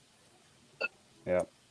Yep. Do you want to know why we can't get quality people into the field, or why we can't get enough people to provide the service that's needed for these places? And I guess my whole point of this conversation with us being on this show is, why isn't it like I like Governor Kemp. I think he's done a great job. And that's just me not getting into that tonight. But why isn't that part of the conversation? Why aren't they saying we need to take a portion of this fund that we gave back to everybody in the state of Georgia to provide it to the ambulance services so they can, or not even that, man, just pay, like raise the Medicare allowables back a little bit, like what they're going to pay, right? Medicare is only going to pay this much, right? Well, you can only do so much with inflation. That's what I was just going to bring back up, is the inflation. And shouldn't we make it like, instead of a fixed numerical value of what they'll pay, like shouldn't it be like more of like relative to like a market rate or something to allow it to reflect more of like what's going on in current times, especially when inflation is just I mean, this is crazy right now. But this is the problem whenever you have any sort of price control, is they've set the price control too low. What always happens when you do that, you have a shortage. But obviously you're not allowed to provide it for anything higher than that price. Or not, at least not if you want more than half of the people that are probably using your service to use it, because they've all been funneled into Medicare instead of an arrangement where they would be paying for it themselves. So, yeah, exactly. And obviously, as libertarians, we're not going to advocate to raise the Medicare tax. That's not what we're going to do. But there is a fair and equitable solution, and it involves tapering the government's involvement in this situation way down. Does this bring up the concept too of minimum open wage? it up to the free market? Why can't local hospitals post their rates online? There's laws preventing this. Why? It would make sense, right? Like, wouldn't you want to advertise? It's like, hey, plus I'm the cheapest prosthetic leg in the state, or hey, I'm the cheapest colonoscopy in the state. Right. And plus you would want post that on your rates. If you have insurance, and then if you don't have insurance, post those rates too. There you go. Well, they can't do that, because I've been through that before too. Because I've been in a situation in recent years where I had, and then all of a sudden didn't have insurance, and it's a 400% disparity. I'm dead serious. Like, we go in for simple procedure, and it's like, okay, it's cash only. Okay, $300, and then they find out, because then they run your social security number somehow that I didn't even give them. And then they're like, they call me back and they say, hey, we figured out you actually do have insurance. Yeah, but I wanted to run cash price on this one because my deductible's crap and I'm out of pocket anyways. Yeah. And then they were like, well, we ran it through your insurance, and then out of pocket it would have been like $320, and then they're trying to get me for $1,300 because I have insurance. Yeah. Damn. What does that mean? Why exactly. Well, I called them up and I'm like, hey, I'm calling the Obama gas price gouging hotline here. and I'm reporting you guys. Obama's coming after you. Yeah. I mean, there is a massive problem with the insurance industry. And It is. like we can't. We're not getting into this tonight. No. It's about over. But man, Rogan had a couple people on towards the end of last year on his show that really talked about the insurance issue here in the United States, and like went very much behind the scenes, like gave you all the info that you would need to understand what is happening. And it's a racket, man. Like it's made healthcare extremely unaffordable to basically everybody in the United States. But yeah, I mean, There's issues with it with homeowners insurance as well and things like that. But I'm sure there is. But yeah, What? What's that?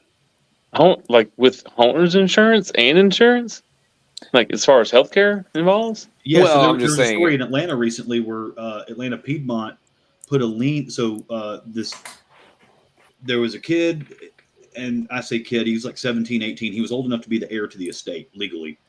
His mom got raped and subsequently died. They were in a parking garage when they were attacked. So his life-saving care at Atlanta Piedmont totaled something like $600,000. They put a lien on her estate. So this boy can't even sell his mama's house. Like the hospital just straight up like, sorry about your mama, we're taking your house. damn. That's called eminent domain by like private equity. Something. That's crazy. Yeah. That's crazy. Well, y'all, sorry, but we got to end on that terrible note. Thank you, Stephen. Thanks, Stephen. Chris, Brent, I really appreciate y'all Yeah, dude. coming in for this episode. I hope it was worth it for y'all. No, dude, I had fun, man. Hope y'all enjoyed us here. Yeah, man. Absolutely. Chris, Brent, yeah, y'all were great. Fantastic. Stephen, thanks for bringing them on. Alden, Zane, had a great time. As Zane, usual. freaking genius, you asshole. God. Genius asshole. God. Hey, Everybody on screen right now, stick around until after the credits because we'll chat for a second after we get off here. But for I everybody got one else to request. watch, yeah, go. Next time, if y'all ever invite me back on, let's do some Georgia trivia so I can win. Deal. I'll tailor. Hey, do you see the banner in the background here? I know. Oh, Hey, Yeah. we can do it. We can do it after everybody gets off. Me and you, bro. Zane's AI.